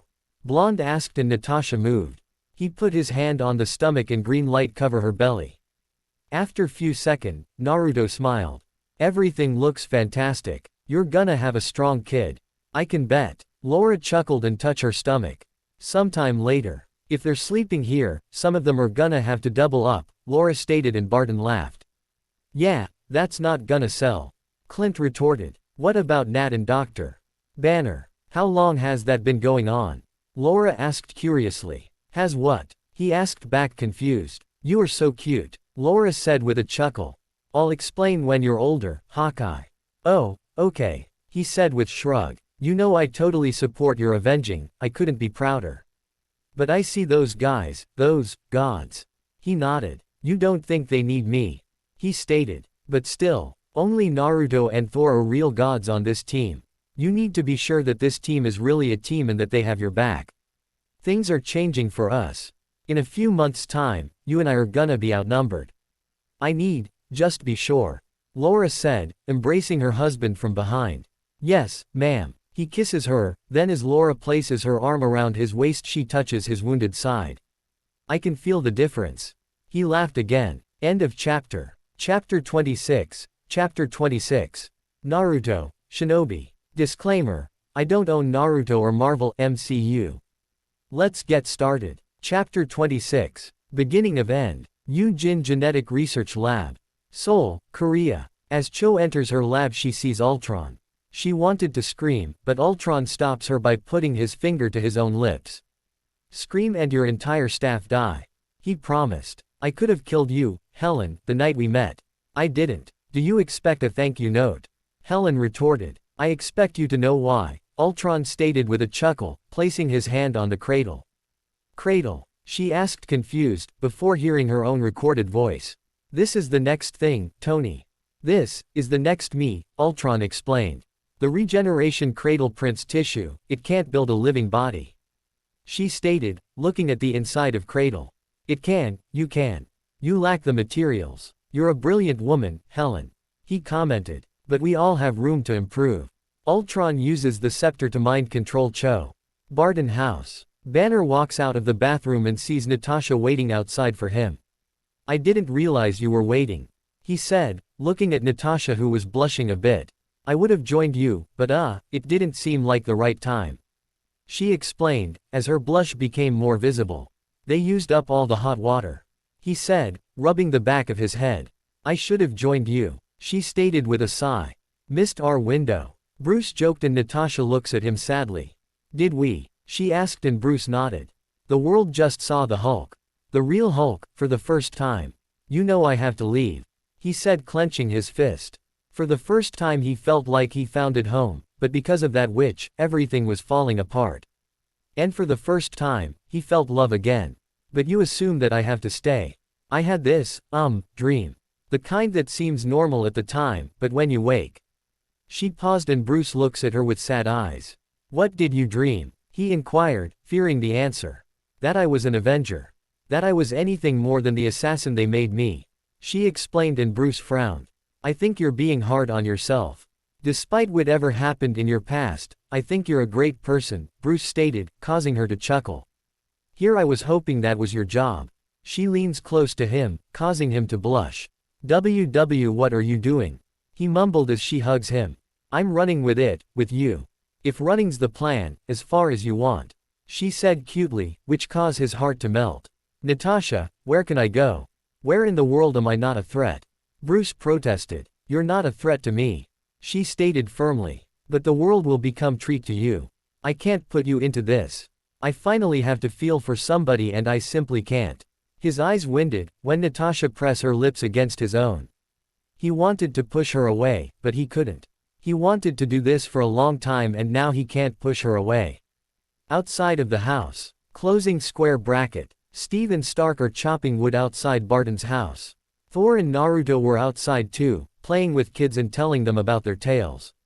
Earth's mightiest heroes. Pulled us apart like cotton candy. Steve commented with a bitter chuckle.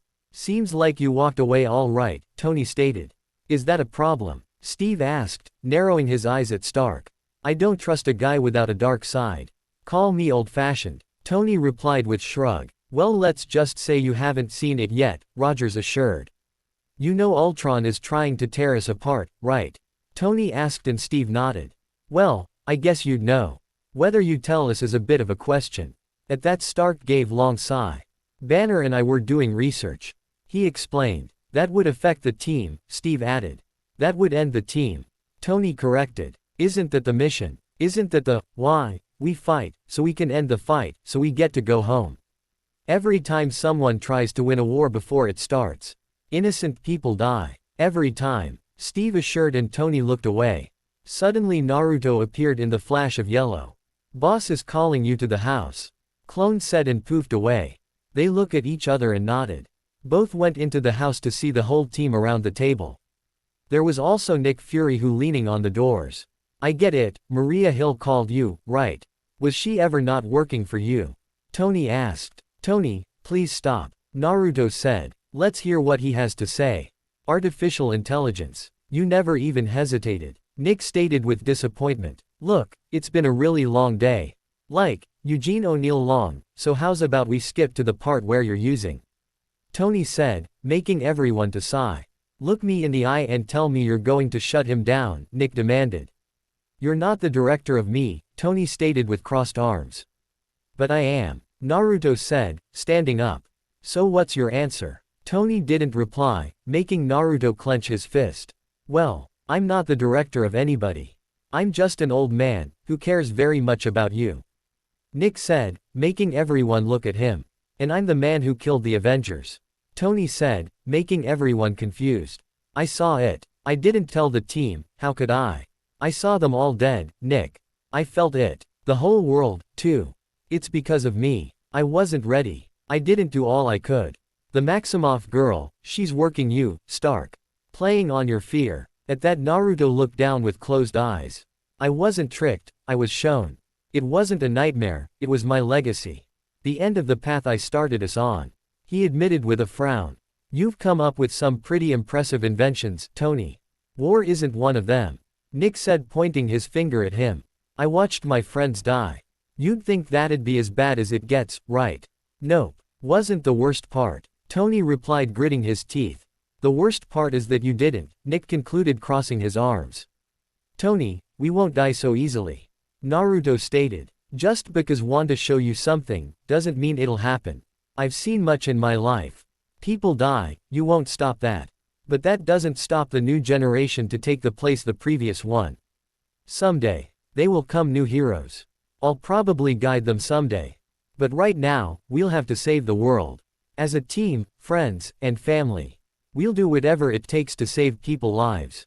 Do you understand? Naruto asked. Tony looked at the whole team and slowly he smiled. He nods and everyone smiles. Ultron took you folks out of play to buy himself time. My contacts all say he's building something. The amount of vibranium he made off with, I don't think it's just one thing. Nick concluded, scratching his beard. What about Ultron himself? Steve asked. He's easy to track, he's everywhere. Guy's multiplying faster than a Catholic rabbit. Still doesn't help us get an angle on any of his plans though. Nick retorted with a snarl. He's still going after launch codes. Natasha asked. Who is clinging to Bruce?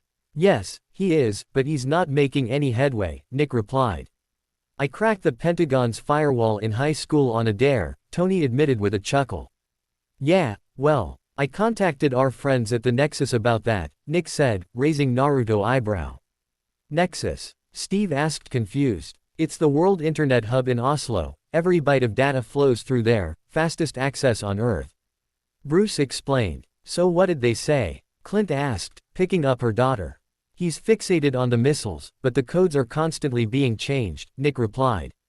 By whom? Naruto asked. Parties unknown, Nick replied shortly. Do we have an ally? Thor asked. Ultron's got an enemy, that's not the same thing. Still, I'd pay folding money to know who it is. He explained with a chuckle. I might need to visit Oslo, find our unknown, Tony stated. Well, this is good times, boss, but I was kind of hoping when I saw you, you'd have more than that, Natasha said with a fake pout. I do, I have you. Back in the day, I had eyes everywhere, ears everywhere else. Here we all are, back on Earth, with nothing but our wit, and our will to save the world. So stand. Outwit the platinum bastard, Nick said seriously. Naruto doesn't like that kind of talk. Natasha chirped. Come on Nat. Natasha smiles mischievously at him. So what does he want? Nick wondered out loud. To become better. Better than us. Steve stated. He keeps building bodies. Person bodies. The human form is inefficient, biologically speaking, we're outmoded. But he keeps coming back to it. Tony explained. When you two programmed him to protect the human race, you amazingly failed, Natasha said shaking her head, making Bruce chuckle nervously. They don't need to be protected, they need to evolve. Ultron's going to evolve, Bruce stated with a frown. Wait, you don't mean, has anyone been in contact with Helen Cho? Naruto asked and everyone tensed. Yujin Genetic Research Lab, Seoul. Back in Korea, Cho is creating a new body for Ultron. It's beautiful. The vibranium atoms aren't just compatible with the tissue cells, they're binding them. And S.H.I.E.L.D. never even thought. Cho said amazed and Ultron chuckled. The most versatile substance on the planet and they used it to make a frisbee.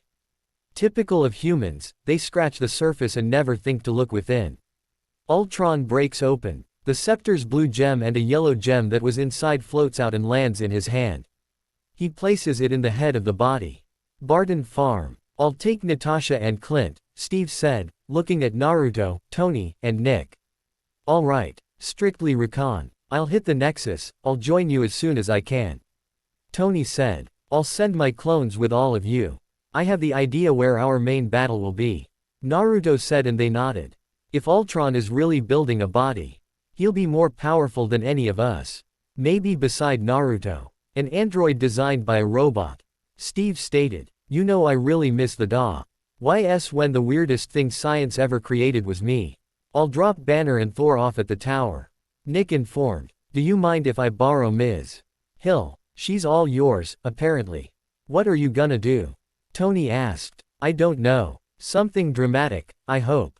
He replied smirking. I'm gonna finish reflooring that sunroom as soon as I get back, Clint promised to his wife. Yeah, and then you'll find another part of the house to tear apart. She retorted while hugging him. No, it's the last project. I promise. He kisses her. Later Laura watches them fly off in the Quinjet. Nexus Internet Hub, Oslo, Norway. A hacker who's faster than Ultron. He could be anywhere. And as this is the center of everything, I'm just a guy looking for a needle in the world's biggest haystack. Tony said with a smirk. How do you find it? One of Naruto clones asked. Pretty simple. You bring a magnet. He starts playfully singing as he conducts his search. Oh, I'm decrypting nuclear codes and you don't want me to. He said, referring to other people around. Come and get me. Korea with Cho and Ultron. Cellular cohesion will take a few hours, but we can initiate the consciousness stream. We're uploading your cerebral matrix. Now, Helen informed and Ultron noted. I can read him. He is dreaming. Wanda said as she and Pietro walk into the lab. I wouldn't call it dreams. It's Ultron's base consciousness, informational noise. Cho corrected. Soon. How soon? I'm not being pushy. Ultron assured. We're imprinting a physical brain. There are no shortcuts. Even if your magic gem is. Wanda, reading Ultron's mind, sees a vision of global annihilation, which horrifies her and she screams. How could you? Naruto was right after all. Wanda said, shocking Ultron. You said that you'll make the world better. It will be better, he stated. When everyone is dead, she added for him, which caused him to frown. That is not. The human race will have every opportunity to improve. He promised, but Wanda shook her head. Pietro looks down and gritted his teeth. And if they don't? She inquired. Ask Noah. Ultron said coldly. You're a madman, she stated with a snarl. There were more than a dose. Extinction-level events before even the dinosaurs got theirs. When the Earth starts to settle, God throws a stone at it, and believe me, he's winding up. We have to evolve. There's no room for the weak. Ultron stated with crossed arms. And who decides who's weak? Pietro asked as Ultron was distracted. Wanda broke the scepter's hold off of Cho.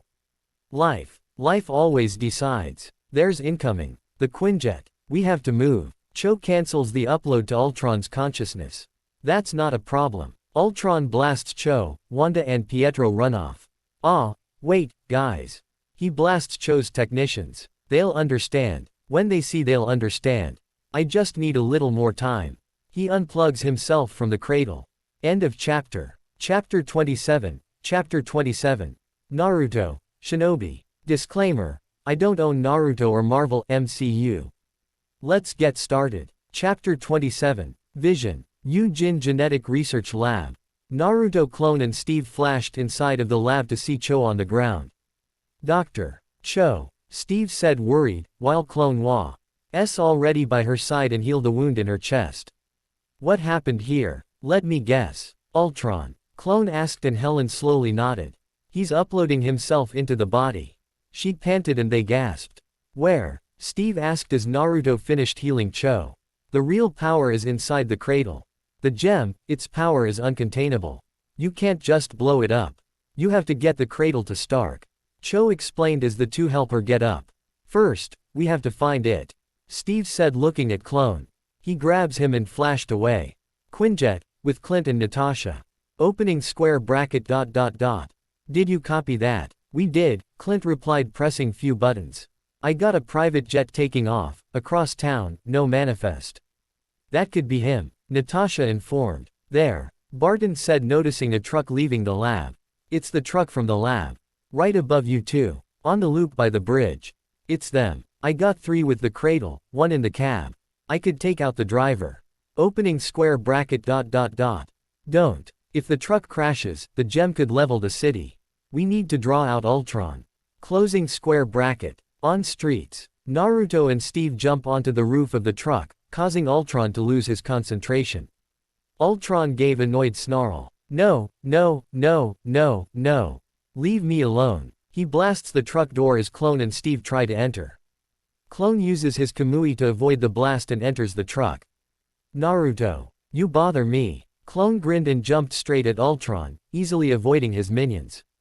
He grabs Ultron and leaves an only final message. I'm leaving things to you. He said, before wrapping him and Ultron. You heard him. Steve said through his earpiece. Let's take the cradle. With Naruto, Clone and Ultron. Ultron hit the hard surface, while Naruto landed gracefully. Ultron got up and looked around. He saw the dark sky and Earth cub around him and Naruto Clone. What is this place? Ultron demanded while Blonde smirked. There was nothing in files about this. Because barely anyone knows about this place. Besides, it's not like everybody can access it. Naruto explained. Welcome to Kamui. In this place, you'll die.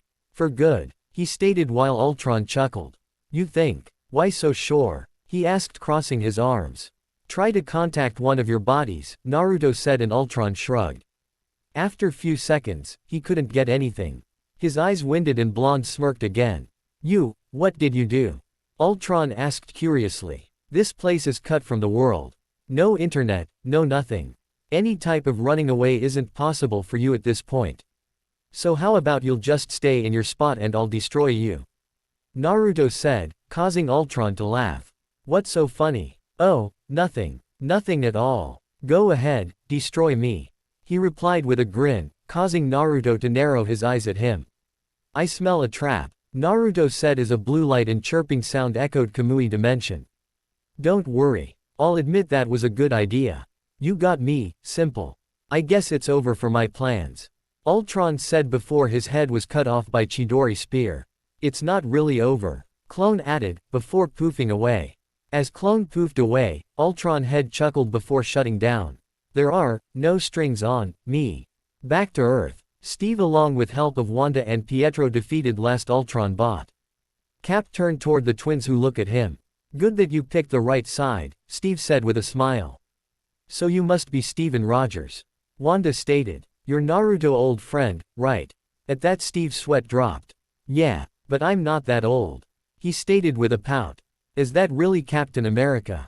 Twin wondered in unison. Anyway, we've secured the cradle, so let's head to Avengers Tower. Steve said and twins followed him to the Quinjet. Is Naruto there? Wanda asked hopefully, while Pietro looked away. Yeah, along with Banner and Thor. Steve replied, which caused Wanda to gulp. Don't worry, Drive. Banner won't attack you or anything. But he probably hates you. At that Wanda's shoulder lumped and her head fell down. Right, she agreed while Pietro was patting her back. Avengers Tower. I'm sensing Steve, Clint, and Nat, Naruto informed, getting up the chair. Thor and Bruce walked to the room and waited with Naruto for the rest of the team. Tony is coming too. After few minutes, Naruto saw Tony coming with a smile on his face. Piece of cake, Tony said with thumb up. What do we have here? He asked as both Clint and Steve walk in with Cradle. Ultron new body. He used the gem to mind control Cho to create it for him. Steve explained as Tony pointed where to put the cradle. Suddenly Naruto saw both Wanda and Pietro walking behind Natasha. Nat walked toward Bruce and hugged him in front of everyone, making him blush. On the other hand, Naruto was looking at the twins with a smile on his face. Wanda, Pietro, Naruto said, getting Pietro attention. He looks at him and bit his lip. Naruto, listen to me. Before Pietro could finish, Naruto hugged him and Wanda. Both Bruce and Tony decided to leave and get into the work on the cradle. It's okay. I'm the one who should apologize, Blonde said with a happy tone. He broke the hug and got a better look at the two. What the hell happened to your hair? Did you bleach them or something? He demanded, making Pietro gulp and another chuckle. No, that's a side effect of. At that, he got a hard pat on the back and almost fell over. I'm messing with you. You look kinda cool with them, Naruto assured with a grin. Thanks, Pietro said, scratching the back of his head. Suddenly they saw a light coming out from the Banner lab. What is that? I think that another mistake, Naruto said, before flashing into the lab. After flashing into the lab, Blonde saw that a red and green humanoid jumped out of the cradle. Oh no. He formed a Rasengan in his hand and dashed at the humanoid. No, stop, Tony shouted, trying to stop Naruto with his repulsor glove. You don't know what you're doing. I can tell same about you, Naruto retorted, before slamming his Rasengan only to pass the humanoid body and destroy the cradle. What the hell? It was similar to my Kamui. I'm sorry, that was odd, humanoid said, admiring his own body. The rest of the Avengers came to the lab and narrowed their eyes at humanoid. Excuse me, humanoid said, referring to Naruto. Why can I sense a similar energy to mine around you? That's right, I can sense something coming from him too. Sudden memory of orange gem flow into his mind. He then glanced at the humanoid head and saw a gem in his forehead. My parents had very similar gem to yours. Maybe that the reason why we've similar energy around us.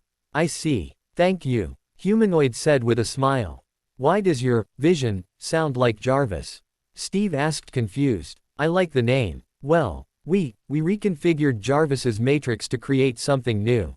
Tony explained. I think I've had my fill of new. Steve stated, crossing his arms. You think I'm a child of Ultron? Humanoid inquired. You're not. He asked, and Vision looked down at his hands. I'm not Ultron. I'm not Jarvis. I am. He wasn't sure what to say, the word was at the end of his mind. I looked in your head and saw annihilation, Wanda stated. Look again. Vision offered. Are you on our side? Naruto asked seriously, making Vision turn toward him. I don't think it's that simple. Vision replied, clenching his fist. Well, it better get real simple real soon, Clint said with his bow and arrow prepared. I am on the side of life. Ultron isn't, he will end it all. Vision stated. Well, I like his answer. Naruto said with a nod. But, what's he waiting for? For you. Vision replied. Well, mainly for Stark and Naruto, but for the rest too. Where? Bruce asked. In Sokovia. I've checked it. Naruto replied. If we're wrong about you, if you're the monster that Ultron made you be. Bruce treated, and Vision look at him confused. What will you do? He looks at them all, realizing they will destroy him. I don't want to kill Ultron. He's unique, and he's in pain. But that pain will roll over the earth, so he must be destroyed. Every form he's built, every trace of his presence on the net, we have to act now. And not one of us can do it without the others. Maybe I am a monster. I don't think I'd know if I were one. I'm not what you are. And not what you intended. So there may be no way to make you trust me. But we need to go. He holds up Thor's hammer and hands it to him. Vision walks off and everyone stares in shock. Well, he bought me. Naruto started with a dry chuckle. Right. Thor pats Stark on the shoulder. Well done. Naruto asked departure of the front line. Listen up everyone, 3 minutes. Get what you need. They all start getting ready to leave. Stark loads up Friday into his Iron Man suit now that Jarvis is no longer available. Opening square bracket ... Good evening, boss. No way we all get through this. If even one tin soldier is left standing, we've lost. It's gonna be blood on the floor. Tony stated, gazing at the sunrise. I got no plans tomorrow night, Steve said with a chuckle. I get the first crack at the big guy. Iron Man's the one he's waiting for. Tony said with a sigh. That's true, he hates you the most. Naruto and Vision said in unison as they walked past. Well, they bonded quickly. Steve said with a smile. Sokovia, sometime later. Ultron knows we're coming. Odds are we'll be riding into heavy fire, and that's what we signed up for. But the people of Sokovia, they didn't. So our priority is getting them out. Naruto said through an earpiece as his clones went into the city. Pietro speeds into the Sokovian police station. We're under attack. Clear the city, now. No one takes this seriously, so Pietro returns, takes a shotgun and starts shooting in the air. Get off your asses. Wanda uses her mind powers on the people of Sokovia to get them to evacuate. Quote, all they want is to live their lives in peace, and that's not going to happen today. But we can do our best to protect them. And we can get the job done, and find out what Ultron's been building. We find Romanoff, and we clear the field. Keep the fight between us. Ultron thinks we're monsters and we're what's wrong with the world. This isn't just about beating him. It's about whether he's right. Naruto added to further motivate his team. Opening square bracket ... Boss, your man's in the church. I think he's waiting for you. Stark flies into the church and land on the ground. He looks around to see much bigger Ultron than before. Come to confess your sins. Ultron asked with a chuckle. I don't know, how much time you got? He asked back, feeling a little small. Like a mouse, looking at the big cat. More than you, Ultron stated. Have you been juicing? A little vibranium cocktail. You're looking, I don't wanna say, puffy. At that Ultron laughed. You're stalling to protect the people. At that Iron Man chuckled. Well, that is the mission. Did you forget? He retorted. I've moved beyond your mission. I'm free. Suddenly the vibranium core he's placed beneath the floor erupts. What, you think you're the only one stalling? Opening square bracket ... There's the rest of the vibranium. Function. Still unclear. This is how you end, Tony. This is peace in my time. Ultron's army of robots starts attacking the city as everyone is evacuating. They came out of the rivers, the ground and houses, breaking them apart. Avengers. Naruto called with his mighty voice. Assemble. End of chapter. Chapter 28. Chapter 28. Naruto, Shinobi. Disclaimer. I don't own Naruto or Marvel MCU. Let's get started. Chapter 28. Save the World. Sokovia. Church. Naruto lost eternal sleep. After some time, Vision finds Ultron. He flies into the church and hovers above the ground. Ultron. Vision greeted, glancing at the core and Ultron. My Vision. They really did take everything from me. Ultron said sadly, clenching his fist. You set the terms, you can change them. Vision stated. All right. They start battling it out. Friday. The Vision. Tony asked, looking at the fight in awe. Opening square bracket ellipsis dot. Boss, it's working. He's burning Ultron out of the net. He won't escape through there. You shut me out. You think I care. You take away my world, I take away yours. Ultron said as he activates the vibranium core and the earth around Sokovia start to shake and break. Friday. Tony asked, flying out of the church. Opening square bracket dot dot dot. Sokovia's going for a ride. As Sokovia is being destroyed. Do you see? The beauty of it, the inevitability. You rise, only to fall. You, Avengers. You are my meteor, my swift and terrible sword, and the earth will crack with the weight of your failure. Purge me from your computers, turn my own flesh against me. It means nothing. When the dust settles, the only thing living in this world will be metal. Ultron declared, as the earth falling in around. Opening square bracket ellipsis dot. The vibranium core has got a magnetic field, that's what's keeping the rock together. If it drops, Tony asked worriedly. After stopping, he blasted few Ultron bots and saw Naruto clones attacking a small battalion. Opening square bracket dot dot dot. Right now the impact would kill thousands. Once it gets high enough, global extinction. Stark flies towards the city and a building starts to collapse as the ground shakes. Opening square bracket dot dot dot. That building's not clear, the 10th floor. Stark flies in to find a family still in their apartment. Hi. Okay. Get in the tub. Stark flies the family in the tub out of the collapsing building. Opening square bracket ellipsis dot.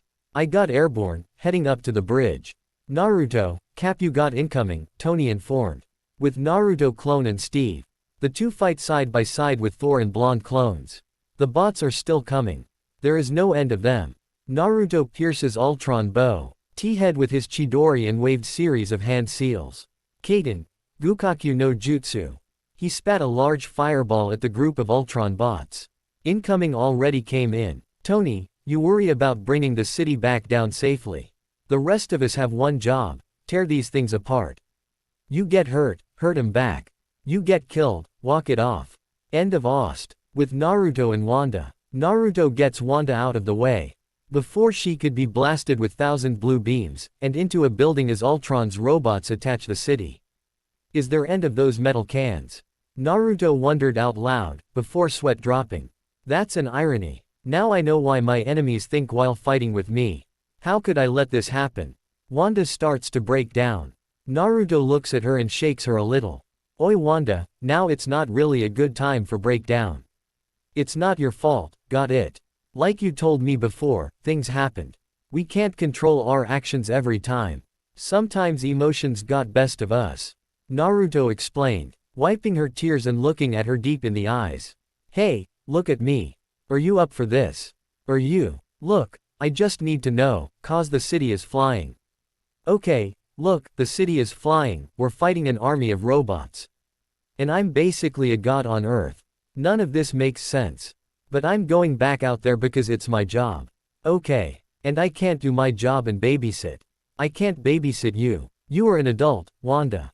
You're a strong, kind and good woman. The best things I saw in my life wasn't seeing my best friends getting married or becoming a great parent or anything like that.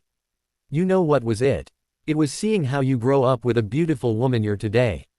You and my other friend show that everyone, despite their gender or race, can be strong and good.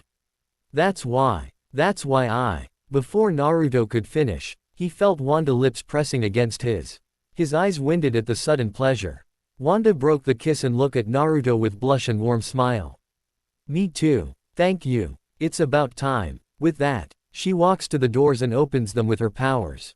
She walked out of the building and start tearing, crashing and smashing Ultron bots. Naruto was still there, stunned. He shook his head and slapped his cheeks. He rushed out of the building and saw Wanda destroying Ultron bots like they were mere dolls. Well, all is damn, Naruto commented with a chuckle. Opening square bracket ... Naruto. I don't know which is real. But we need a backup. They're still coming and most of your clones are gone. Alright, coming to you. Blonde replies, just as Pietro speeds in, picks up Wanda and leaves. Keep up, old man. Naruto glares at Pietro and gives a sigh. He then teleports, leaving no traces of him. Back to Tony. Opening square bracket ... The anti-gravity is rigged to flip. Touch him, they'll go full reverse thrust. The city's not coming down slow. The spire's vibranium. If I get Thor or Naruto to hit it. Tony said with a smirk. Opening square bracket ... It'll crack, but that's not enough, the impact would still be devastating. Maybe if we cap the other end, keep the atomic action doubling back, Tony concluded flying past the building. That could vaporize the city, and everyone on it. With Steve and Natasha. The two fight side by side. Defeating every Ultron bot coming at them. Rogers throws his shield at Natasha so she could use it to protect herself from the attacking robot. The next wave's gonna hit any minute. What have you got, Stark? Steve asked as Natasha throw his shield at him. Opening square bracket ... Well, nothing great. Maybe a way to blow up the city. That'll keep it from impacting the surface if you guys can get clear. I asked for a solution, not an escape plan. He stated, piercing Ultron bot's head with his shield.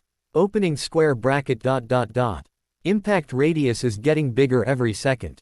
We gonna get civilians out. Where is Naruto? Opening square bracket ... You won't need him. Everything is under control. Suddenly a helicarrier shows up. It was the same model that they met on. It brought old memories. Opening square bracket ...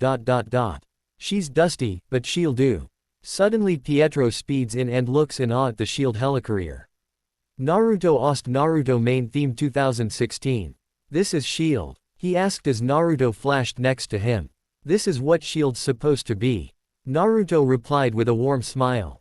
This is not so bad, Pietro commented, as the lifeboats fly out of helicarrier. Let's load 'em up. Naruto commanded, creating shadow clones. They all head toward civilians and flashed back. Sokovia Church. With Thor and Ultron. Both Thor and Ultron were fighting at the church. Suddenly, Ultron grabs Thor by the throat and lifts him up. You think you're saving anyone? I turned that key and dropped this rock a little early and it's still billions dead. Even you can't stop that. Ultron stated with a dark chuckle. I am Thor, son of Odin, and as long as there is life in my breast, I am. Running out of things to say. Are you ready? Vision uses Thor's hammer to hit Ultron. Vision then throws the hammer back to Thor. It's terribly well balanced. Vision stated. Thor chuckled at that. Well, if there's too much weight, you lose power on the swing, so. Vision nodded his head, understanding the meaning of his words. As Tony was flying around the whole city, he finally came up with the idea. I got it. Create a heat seal. I can supercharge the spire from below. Stark fights off the robots from the helicarrier's lifeboats. A heat seal could work with enough power. Naruto. Thor, I got a plan. Iron Man exclaimed. We're out of time. They're coming to the core. Okay, guys. If civilians are safe, then head to the church. Iron Man informed. Opening square bracket ... Already on it. Avengers. Time to work for a living. With that, Iron Man heads straight to the church and helps protect the core. You good? Pietro asked his sister, as the rest of the team joins Thor and Vision. Yeah, she replied as she stood with Naruto next to her with a blush. Pietro shook his head with a chuckle. Romanoff. You and Banner better not be playing, hide the zucchini. Tony joked as the two lovebirds joined the team. I see Bruce is already in the suit. Relax, Shellhead. Not all of us can fly. What's the drill? She asked, glancing at Tony. This is the drill. If Ultron gets a hand on the core, we lose. Tony explained, pointing at the vibranium core. Ultron shows up. He hovers outside of the church with a smirk on his face. Is that the best you can do? Thor shouted as Ultron summons his army of robots to join him. You had to ask, Steve said glancing at Thor.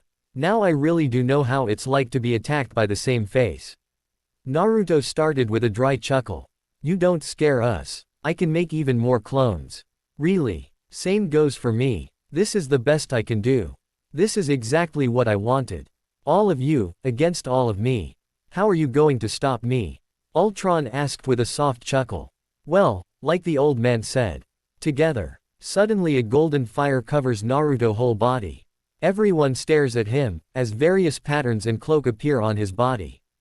It's time, Kurama. Like you told me before, I can't run away from who I am. Hearing that, Kurama chuckled and felt his chakra being taken by his Jinchuriki. Everyone, let's kick Ultron ass. Then, they all fight off Ultron's attacking robots. They were coming from everywhere. It was hard for the human eye to catch even a glimpse of what was happening. Naruto created multiple Rasengans and used chakra arms to grab as many Ultron bots as possible. Hulk was smashing, slamming and rip robots apart. Natasha, Steve, Thor, and Clint used their respective weapons to destroy the bots. Both Vision and Iron Man started shooting at them with energy beams. The twins used their new powers and shinobi skills to easily defeat robots.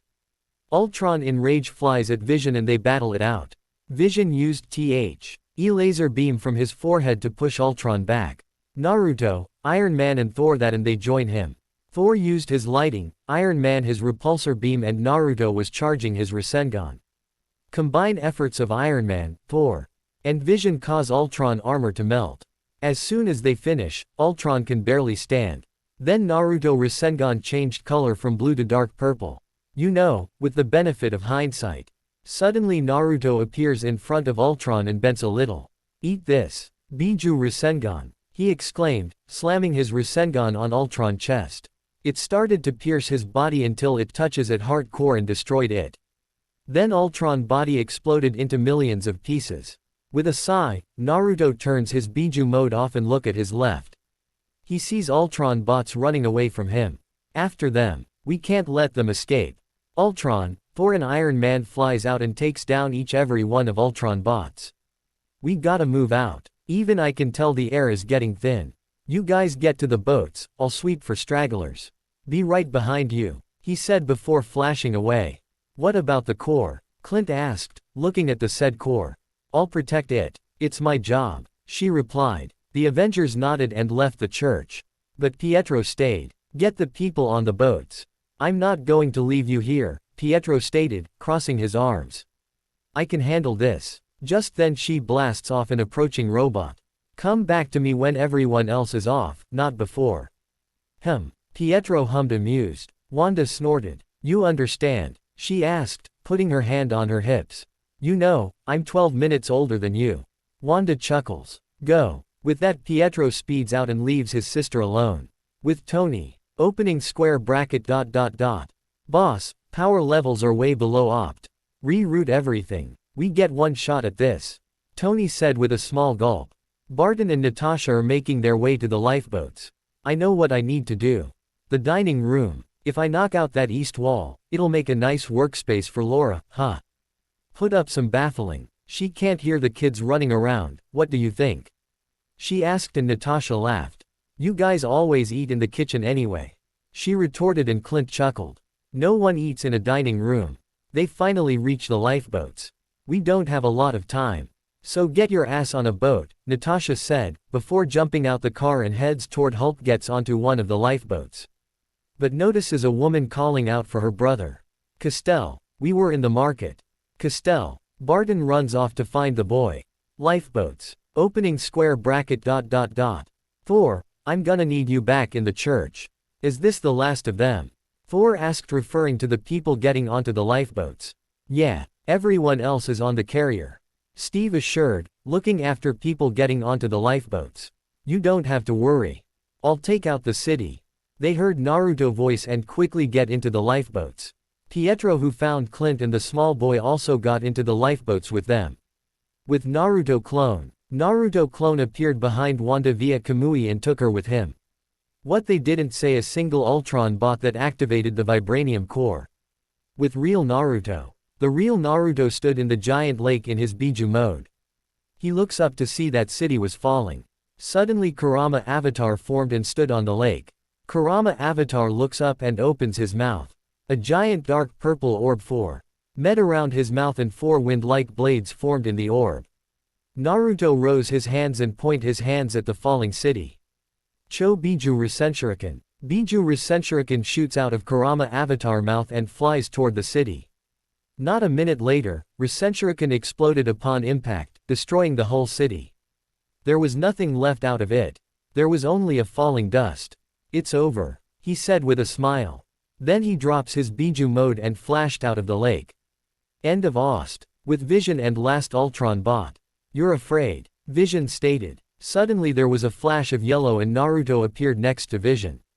Of you too, he retorted. Of death, you're the last one, Naruto said, crossing his arms. You were supposed to be the last, he said, referring to Vision. Stark asked for a savior, and settled for a slave. I suppose we're both disappointments. Ultron chuckles at that. I suppose we are, he said in an amused tone. Humans are odd. We think order and chaos are somehow opposites, and try to control what won't be. But there is grace in our failings. I think you missed that. Naruto started with a light chuckle. That's what we are. Humans are doomed, Ultron said with a snarl. Yes, but a thing isn't beautiful because it lasts. It's a privilege to be among them. Vision said sagely. You're unbearably naive, Ultron said and shook his head.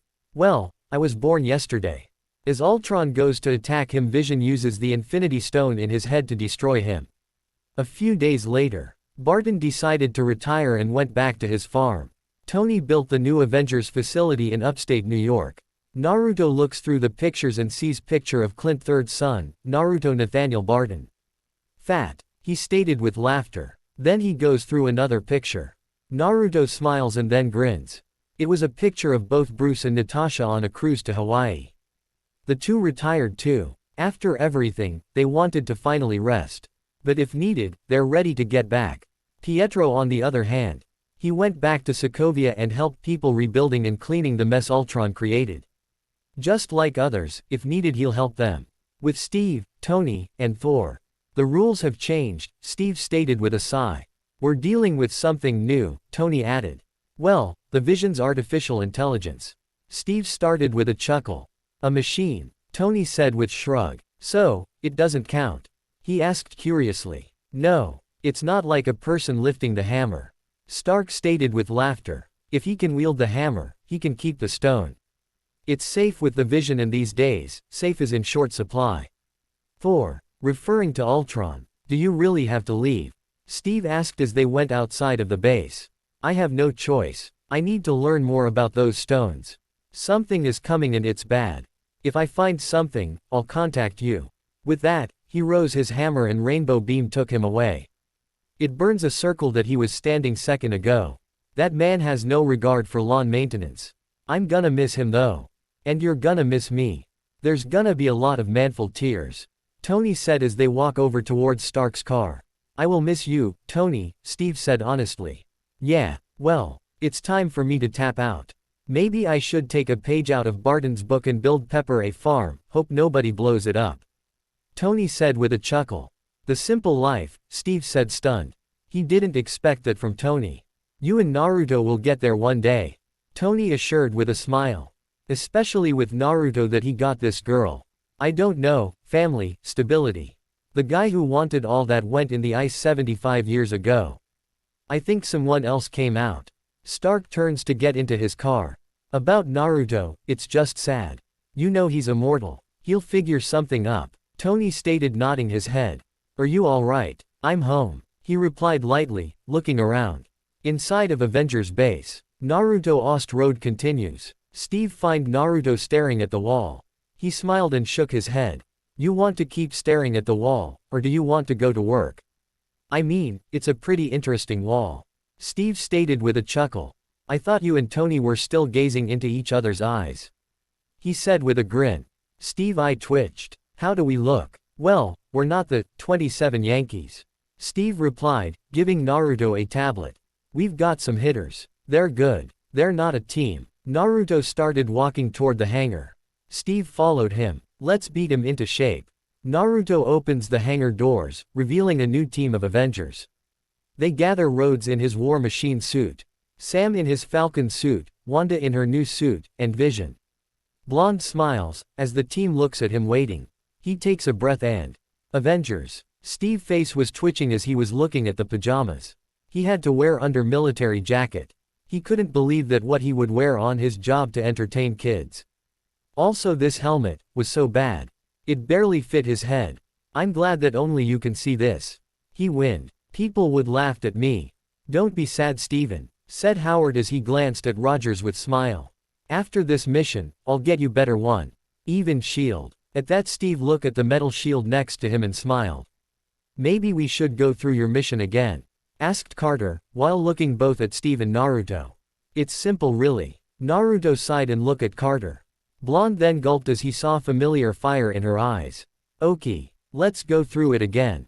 With Steve, or rather Captain America, we infiltrate the Hydra base, rescue all prisoners. Take everything that can help us with destroying Hydra and shred the place to pieces. At that everyone's sweat dropped at the simple explanation. Sound easy to me, replied Steve, while scratching back of his head. But it's not, Carter countered. It's not like those bases that Naruto took few months ago. This is the biggest base that we ever encounter. There are more soldiers than before. You have to be careful. Oh, one more thing. Take this transmitter and activate it after you two are done. We'll drag back you from there. Carter explained, while handing Steve the transmitter. Boom. You two should go. They've already spotted us and this plane cost a good amount of money, complained Howard as he was dodging the missiles. Once we'll leave. How about we go for some fondue, Agent Carter? At that everyone deadpanned. Okay, Captain America. Let's head and kick some Hydra asses, said Naruto as he put on his face mask. After you, Shinobi, he replied with grin. Then Blonde opened the doors and both jumped from the plane. They've jumped without parachutes, right? Asked Howard with chuckle. Yup. Carter replied with sigh. Hydra base. As you can see, Project Valkyria is going well, said Zoe, as both he and Schmidt were supervising the whole work around them. We should finish everything by the end of the month. Increase the production by 60% everywhere, said Schmidt in cold voice. Quote, I'm not sure if our prisoners can work like this. They getting weaker, sir, replied Zola, with small fear. Then we'll get new prisoners. He snorted, while glancing at shorter men. Zola's eyes winded as he saw that Schmidt's own eyes become red for a second, before returning to usual brown color. Get back to work, Zola, he added, while leaving Zemo alone and angry. Outside the base, with Naruto and Steve. Both were hiding in the bushes and watching the base from safe place. Carter was right about more Hydra soldiers. But for Naruto it was nothing. But he was kinda worried about Steve. It was his first serious mission after all. How are we going through of all these soldiers? I haven't expected this many, he asked, while counting the amount soldier on the outside of the base. Don't worry, I have a jutsu for this problem, he assured his friend with grin and thumb up. Then he made single-hand seal. Kurigakur no jutsu. Suddenly thick mist appeared and blinded soldiers around. They yelled to stay and guard, while both friends smirked and disappeared in Shunshin. After few seconds several thumps could be heard, as mist was vanishing. Both Captain and Shinobi stood next to each other, while smirking. Light weights, snorted Naruto, while looking at death and unconscious soldiers. Steve still couldn't bring himself to kill anybody, no matter how guilty the person was. Let's move, Captain. With that they went to one of the back doors and entered the base. They found themselves in laboratory with few scientists and soldiers. They've decided to went with stealth and took few things from the table near them. Then they head to prison cells and Naruto killed 2 guards with his shurikens. Then both Naruto and Steve took keys from the guards and throw them to prisoners. One of them narrowed their eyes at the two and asked, "And who are you two supposed to be?" "Captain America, Shinobi. Nice to meet you," he said cheerfully. "Excuse me," other asked. Few minutes later all prisoners were set free. All formed a circle around both Naruto and Steve. "Does anyone know James Bucky Barnes?" asked Captain America with concern. "Are there more prisoners?" asked Shinobi. There is one Medi Cal unit and I don't know if he's still alive. I saw that guard took him to west wing of base. Answered a bit chubby man with ginger mushate and a hat. I see. Captain, go and grab Bucky, while I'll take them outside for little fun. He said to Steve, while grinning to soldiers who smirked at thought of fight. Rogers nodded and left, while Naruto told them to follow him.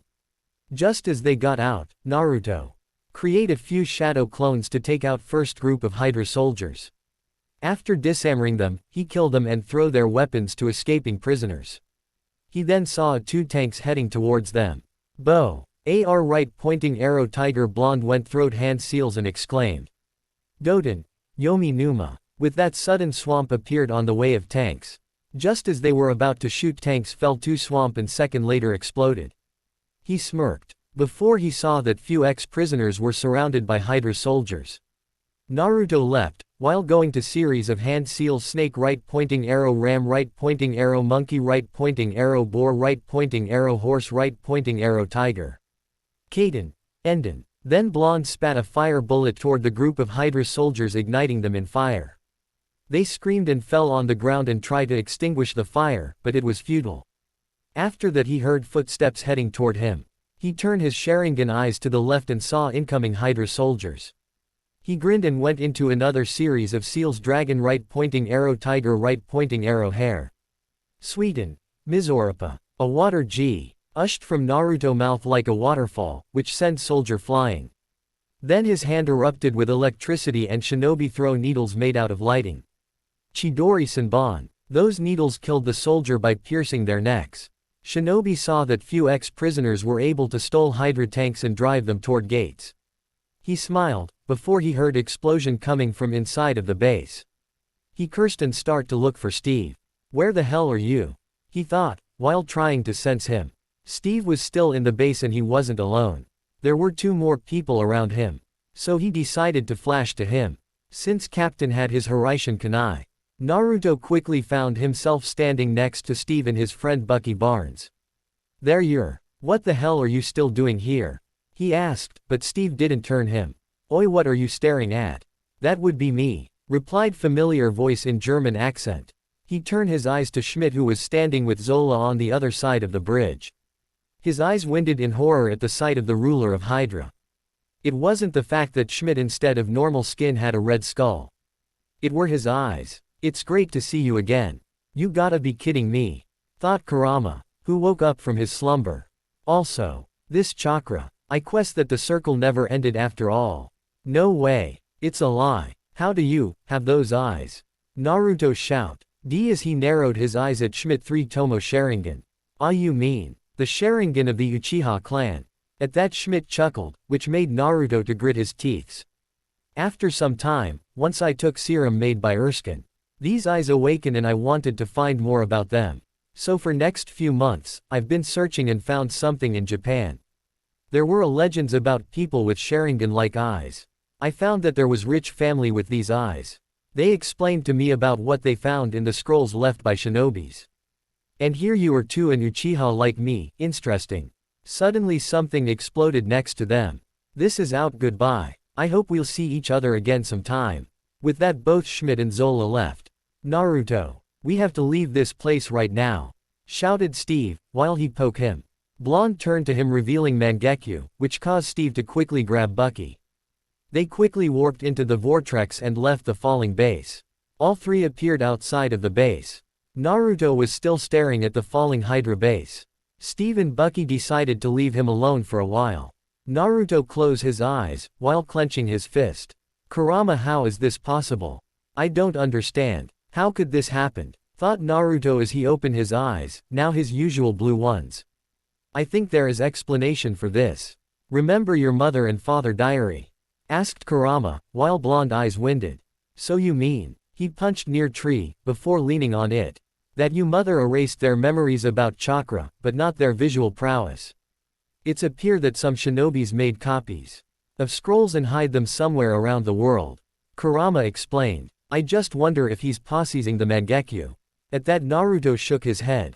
That's not possible, Kurama. Only Uchiha tablet had information about Mangekyo. Another way to unlock is by killing your friend or by grief.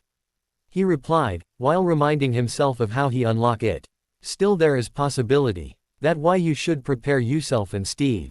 Even though his chakra level is barely on high Junin level. Added Kurama to warn Naruto. Hey, still want to rip this place to shreds? He asked with grin. Naruto replied with his own grin. Before he made two hand seals. He used his Jukai Kuten, just like before, and used Doden Jutsu to bury the place into the ground. Let get out of here, he said to himself as he start to walk toward the group with hands on the back of his head.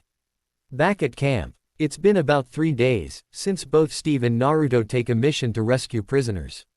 There was no a single word from them. So it's been 3 days, Carter. Naruto should at least appear and say something. But nothing, said Colonel to Agent Carter, who was sitting on the table. She was kinda worried, not about Naruto or these soldiers. She had feeling that they're okay. It was about Steve. He might have this training with Uzumaki, but was that a not? Some of the people have more experience in battle than he. Maybe she was being paranoid. I believe in them. They'll be back soon. Suddenly they saw soldiers around going somewhere. What's going on there? Wondered Colonel as both he and Carter went to check where their soldiers were heading. In the distance both Captain America and Shinobi were visible, and behind were bunch of soldiers and tanks that they've stole. There was about 400 soldiers there, and there. The soldiers on the camp made a big circle and were cheering at their return. The job is done, sir, said Captain with salute. Everything went according to the plan, said Naruto cheerfully with salute. Good job then. Replied Colonel with one of his rare smiles. Naruto grinned, while Steve smiled. Then suddenly Naruto was thrown away, which make him fall on his face. It was Carter, who wanted to see if Rogers was okay. Oh, thank you're okay, Rogers, said Carter in relief, which caused Steve to blush a little. What about me? Naruto whined as he stood up from the ground. Like anything can happen to you. She snorted, while Naruto deadpanned. He said in defeat. Some of these men still need medical treatment. So I'll be off, added Sharingan user, while making few shadow clones. You're late. Carter complained, while poking Steve's shoulder. Sorry, I couldn't call. He pained, while showing her broken transmitter. Then everyone start to again cheering and clapping, thanks to Bucky. Somehow Steve felt pride, but at the same time sad that Naruto wasn't included. Without his help, he wouldn't be here. News spread wide in USA and other countries, out Naruto and Steve saving 400 soldiers. Well, only about Steve, since Naruto wanted to stay in shadows.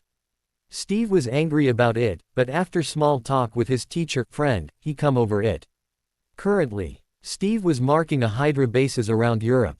Next to him was Naruto, who was looking at the map. There were a few bases in Europe, he didn't knew about, which confused him. Thanks to his own spy network, similar to the one that Jiraiya the Sannin had, he always was able to find what he wanted. But now blonde Jinchuriki was wondering why his friends never found those bases. Maybe the reason why was he fact that bases were under some town or city. If that was the case, he couldn't blame them. Toads always stayed away from cities or towns, just like normal toads and frogs. Besides, some were not the typical looking toads that humans know. So it was savior for them. I'm not sure if I've memorized everything. I'm sorry. He apologized, while Naruto patted his back. You shouldn't apologize. You don't have Sharingan like me, remember? He said knowingly, while Steve smiled weakly. He's right, Rogers. Nobody is perfect, he replied, while glancing at Naruto, who chuckled weakly. Then she took the MAP and go somewhere, leaving the two alone. I wonder when she'll cut you some slack, Steve said, while Naruto was scratching the back of his head. Don't worry about it, Steve. She's became bossy after earning status of the officer. At that, Steve rose his eyebrow.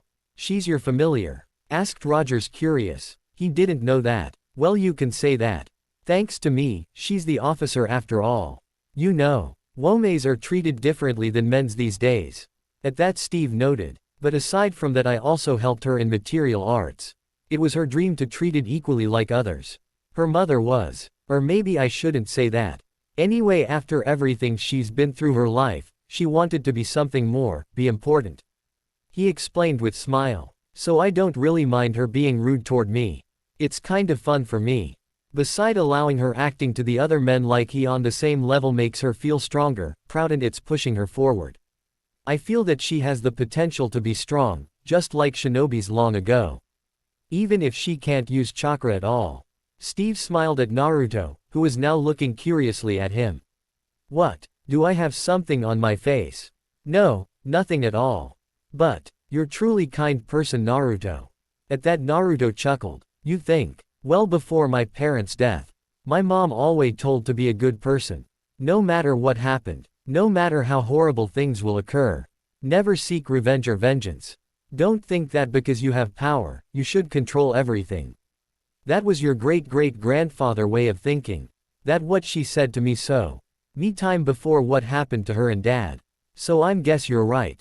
Thanks, he replied, while remembering his mother words. Anyway, how about we go to Howard and see what he can provide? Yeah, and after that I need to form a team. I heard that some soldiers are still in London. Steve replied as they walked to the exit of the room. What about you? Will you join us? No, I'll pass. Beside, you should get experience anyway. But before you'll head out, I'll have to show and teach you a few things about Sharingan. End of Ost. Few minutes later. Ah, gentlems. Greeted Howard with grin. It's good to see you alive, Steve. Now then, let me show the shields. With that, Stark proceed to showcase of the shields, but Steve was interested in something else. There was another shield, a round-shaped one. Interested, Steve decided to pick it up and better look at it. How about this one? He asked with smile. No, it's still prototype shield from rare metal. Howard explained, which confused the two. It's made from vibranium, strongest metal around. Quote, a rare metal you say? Questioned Naruto. Doesn't seem rare to me. I sense familiar feeling from that shield. He thought, before he heard Kurama voice in his head. It's chakra metal. Naruto. Few of your weapons are based on this metal. Back in the shinobi world it wasn't that rare, but after 4th Great Ninja War, it become very rare to find. I also thinks vibranium is better name for it. At that, Naruto noted, but decided to stay silent. Do you really want it this badly? Asked Howard with smile. It's light and thin. I can bet it's very sturdy too, even if it doesn't seem like it. Stark chuckled at that, but noted. If you want it, then it's yours. Now do you have anything in mind about your suit? With that, Steve put the shield down and took a paper from his pocket. He then handed it to Howard, who looked at it. Interesting. I'll be done by the end of the week, so, about 3 days. Anything else? No, I quest that's all. Steve replied with handshake. Now, I still have an hour before I'll meet up with the guys, so what do you want me to learn? Naruto asked Doku Shinjutsu. Let's go to some other room. With that, 2 men head to other room and sit on the chairs. Now what do you know about Sharingan? Well, you didn't say that much about it.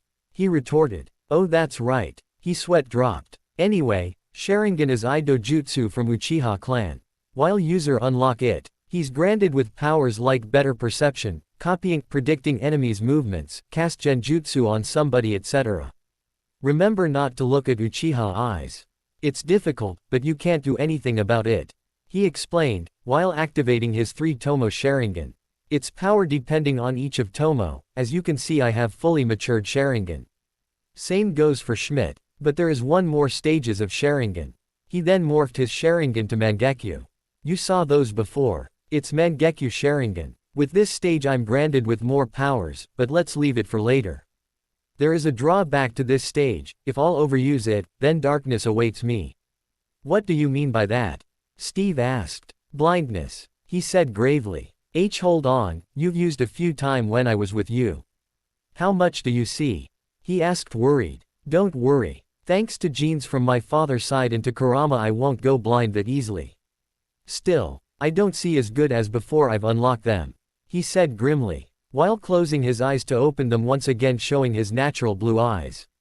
There are 2 more stages, but you probably won't see them, the Eternal Mangekyo and the Rinnegan. So there is no point explaining further. You wanted to warm about its power if I'd cross my paths with Schmidt? He asked, knowing the answer already. That's right. Even thought Schmidt has matured Sharingan. There is possibility of him having the Mangekyo. I wouldn't be worried if he would only had 2 Tomo. He said, while nursing his temples. About Mangekyo powers, there are 5 of them. Susanoo is ultimate protection. It takes form of a warrior at full power, but you can also use some parts of its body for other things. For example, the ribcage for protection whole body, by using La SS chakra and arm to grab something far away. Amaterasu cast jet black flames, hot as sun and nothing can extinguish them. They'll burn for 7 days and nights. Koto Amatsukami is a genjutsu that can simply brainwash anyone and create fake memories. Tsukuyomi is also a genjutsu, which allows you to trap anybody. You can torture somebody for hours inside of genjutsu, but in reality it'll take only mere seconds. Last but not least, Kamui, which you already know. I can use it to teleport anywhere I want and enter my pocket dimension and become ethereal. At that, Steve start to gape like a fish, which make Naruto chuckle. End of Ost. That sound kinda scary, he replied. But if you say that user can get blind from using it, then Schmidt will know about this, of course if he has Mangekyo. Naruto smiled and noted. Still, if you encounter him, be careful since normal Sharingan is dangerous on its one. He warned, while Steve nodded in agreement. Are there more Uchihas like you? Rogers asked, while Jinchuriki sighed. I don't know how many are there. Maybe there are some even in here. He really didn't. Well, Quest, I'll head to the bar. See you later, Naruto. With that, Steve leaving Shinobi alone with his thoughts. Few weeks later, Captain America and his team proved themselves of doing miracles. Each mission ended in success. Steve also proved himself of being a great leader and comrade. His team wasn't lacking anything. They were able to do everything that Steve told them to do. One of them was able to place a bomb under Hydra truck without being noticed. There was one embarrassing moment, when Colonel Carter and Naruto got a footage from the mission. Steve was looking at the map, while checking his compass. He forgot that there was a picture of Carter in it. While Naruto was grinning like an idiot and Colonel smiling, Carter was blushing heavily and looked away to only peek one more time. Their last mission was to capture Zola, the Hydra scientist, and deliver him to base in London. And they succeed, but with cost. Bucky Barnes, Steve's first and best friend, died. Right now Zola was in prison cell back in London. He was walking around his poor cell. Zola spotted a blood stain on the floor below the bed. Suddenly he heard doors open, so he turned around and saw a familiar blonde-haired man with whisker marks on his face. Strucker knew his name, Naruto Uzumaki. He had a tray and soup with him. Naruto asked glued state. Sit down, he ordered, which make Zola flinch, but he sit down anyway. As they both sit down, Zola glanced at the soup. He actually never saw that soup in his life. What is it? Zola asked, curious. At that, Naruto glanced at him and sweat dropped. It's ramen, he declared proudly. The food of gods themselves. And at that statement Zola's sweat dropped. And in it? Strucker questioned. Noodles. He deadpanned. Do you even realize how difficult it is to get ramens these days? I don't eat noodles. At that, Naruto grinned. Why? He asked. I throw up after them. At that, Blonde started to eat the ramen with glee. What Abbott cyanide? Also feeling bad after it. He asked, taking a short break with food, which caused Zola to narrow his eyes at he soup. You're not telling me that the soup. In response, Naruto eat some noodles and noted. I'm feeling great. I can't get sick from almost anything, trust me. With that, he finishes his ramen and hands Zola a paper. You know, each Hydra agent we caught always cracked the capsule, but you didn't. So, you want to live, right? Are you going to intimidate me? He asked, while finishing reading what was on the paper. For important informations, Armand Zola will be evacuated to Switzerland. HMPF. Like Schmidt is going to believe that. He'll kill you anyway. You're dangerous to him, he said, activating his Sharingan, which caused Zola to gulp. No one know about him more than you do, and you've killed Captain Rogers' best friend. So you need protection. You or Schmidt, there is no third option. He then allow his eyes to return to normal. Schmitz believes that he's walking in the steps of gods. Zola confessed with snort. Really? That's new one, he retorted with dry chuckle. I don't want to admit it. But I'm much closer to God any Schmidt will ever be. Can't argue with that, said Kurama in his mind. I wonder when he'll unlock those. Even without me with these eyes, he'd be a god on earth. Thought Kurama with smirk. He won't be satisfied until he'll take control over the world. Zola said seriously. Not on my or Roger's watch. He replied with smile. Anyway, what's his target? His target is, everywhere. Zola answered, which made Naruto snort. I need to get Steve and rest back in here. Blonde thought, as he stood up and left the cell. We need to end this. End of Ost. Meeting room, London secret base. Schmidt is nuts, said Colonel. He thinks he's the god and want to destroy half of the world. He'll start with USA. He has incredible power in his hands. Added Howard from his place. If he'll cross our lines, then in 1 hour there will nothing from East Coast. How much time do we have? Asked Carter with crossed arms. About 20 hours from now. Naruto ASN word. While everyone in the room gasped. Schmidt base is deep inside of Alps Mountains, 150 meters below them. So what? Are we just going to knock on the door or something? One of Steve team members asked. Why not? Asked Thought out loud. That's exactly what we're going to do. Okie Steve. Agreed Naruto with smirk. Let's do it your way. Alps, later with Steve. Currently Steve was making his way to Schmidt base. He had small company of Hydra soldier going after him. They're easy to defeat, so he decided to end this quickly. On his way he was almost shoot by tank, but he was able to og the shoot and destroy it with hidden rocks in his motorcycle. Once he was done with tank, it was time to deal with Hydra soldiers. Steve was able to fight some of them, but ultimately he was overwhelmed by them. Then they disarmed his and took Steve to meet with Schmidt. After few minutes, Steve was brought to large room which was partially a laboratory. Arrogant, came Schmidt voice, as he appeared out of the shadows. Americans isn't new with that term, but you mastered it completely. It was entertained voice that drove Steve to feel even bigger hatred toward the men before him.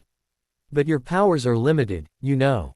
Didn't Erskine mention it? I know from him that you're crazy. That's a not for me, he replied with venom. Oh well, he simply didn't saw my genius, that's all. He said with chuckle. What was so special about you anyway?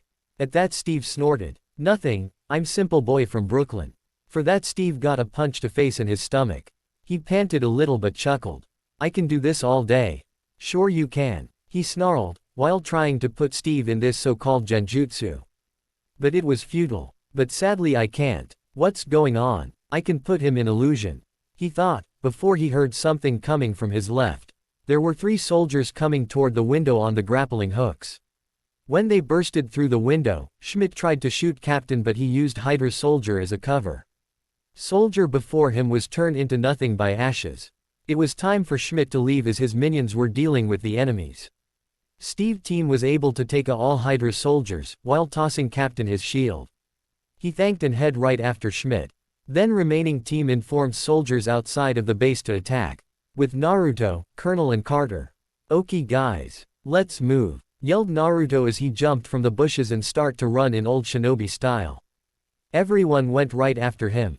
Blonde Jinchuriki saw about 100 Hydra soldiers ahead thanks to his Sharingan. He made a cross sign and exclaimed, Taju Kage Bunshin no Jutsu. With about 40 clones poofed out and begin a launch at Hydra soldiers. He led his clones to toy with these soldiers, while he head straight at the closed entry before him. Naruto then stick out his arm and blue swirling orb appeared in his right hand. Orb was still growing until it became bigger than shinobi head. After orb was fully formed, Blonde leapt and exclaimed, Odama Rasengan. With the front doors were blasted away. Let's go. Let's go. He repeated to soldiers along with Carter and Colonel. I wonder if Steve is doing fine. You're moving throughout the base with fair ease thanks to Naruto and his clones. They've been exploring, while looking for Schmidt and Steve. There was no luck, since base was huge, so Naruto decided to enter Sage mode and search for them. After few seconds, he sensed Steve just a few meters on their left. He said to everyone to follow him and they did. A good minute later they've found themselves in large hangar, where other soldiers were fighting with enemies. They saw as Steve tried to reach Schmidt plane, but it was faster. Next to them was Schmidt car and they knew what they have to do. While Naruto decided to stay and help soldiers. Both Colonel and Carter hopped into the car and went after Steve. As Naruto was finishing off, he decided to teleport right to Steve and help defeat Red Skull once and for all. He then quickly flashed only to find himself right next to car with Carter and Colonel. His eyes winded in shock. What the hell? Why am I here? I'm sure that I was teleporting to Steve. he said out loud, before he spot three-bladed kunai on the ground. Oh no. Damn. Naruto, you can't teleport to Rogers? Asked Carter in fear, while Colonel noted. Even without kunai, I still should be able to get to him. Truth to be told, Naruto still had problem with signing people with Seal. Seal was vanishing after a week or so. Blonde wasn't sure what he was doing wrong. But there still was Kamui. Naruto close his right eye and search for Steve. Naruto slowly start to sweat. I can't. It's like something is blocking me. Kurama, help. I can't sense him either. Whatever is blocking us, it must be something on the plane. He replied. Don't try to do anything, Naruto. Just stay and kill rest of Hydra. Are you telling me that I should abandon him? He yelled at Kurama. You know it's their destiny, right? Fox asked. I don't care if they're Indra and Ashura reincarnations. You know that. He shouted back at Fox. Still, there is no point on trying. You should stay and keep save your soldiers. Like your mother told you before. You can't save everyone, I thought you know this already. Kurama said to his hoster, whose eyes softened a little. But it's difficult to leave him like that. I'm not sure if he'll survive this. Then again, you're right. I can't do anything at this point. I can't use perfect Susanoo either, since I don't have eternal Mangekyo. Naruto thought while gritting his teeth. Peggy. I can't get to him. I'm sorry. At that, Carter looked down. We shouldn't lose hope. Once Captain Rogers will deal with Schmidt, we can help him get back right. He suggested, while Carter looked up to him. So let's just. Suddenly everything start to shake around them. Quickly Naruto got both Carter and Colonel from the car which was falling down to the airfield. Then Gia. NT metal arm rose from the pit and slammed down near their position. After that, another one poop out, and like previews one, it slam on the airfield. Airfield start to shake even more violently as those arms were helping a giant robot to rose up. Imagine Iron Giant with Hydra-shaped head. So that the last project that Zola told us about. Titan. Naruto exclaimed. Maybe you'll deal with this, while we'll head back to base. Asked Colonel. Sure. With that, both Carter and Colonel start to run back to base. A Titan, seem just as tall as you, Kurama. He snapped. Yeah, sure. Kurama snarled from the seal. That's it for today. I will stop here. I hope you all enjoyed this video. If you please consider subscribe and make sure to hit that like button, share with your friends, and don't forget to check out author of this story. Details in description.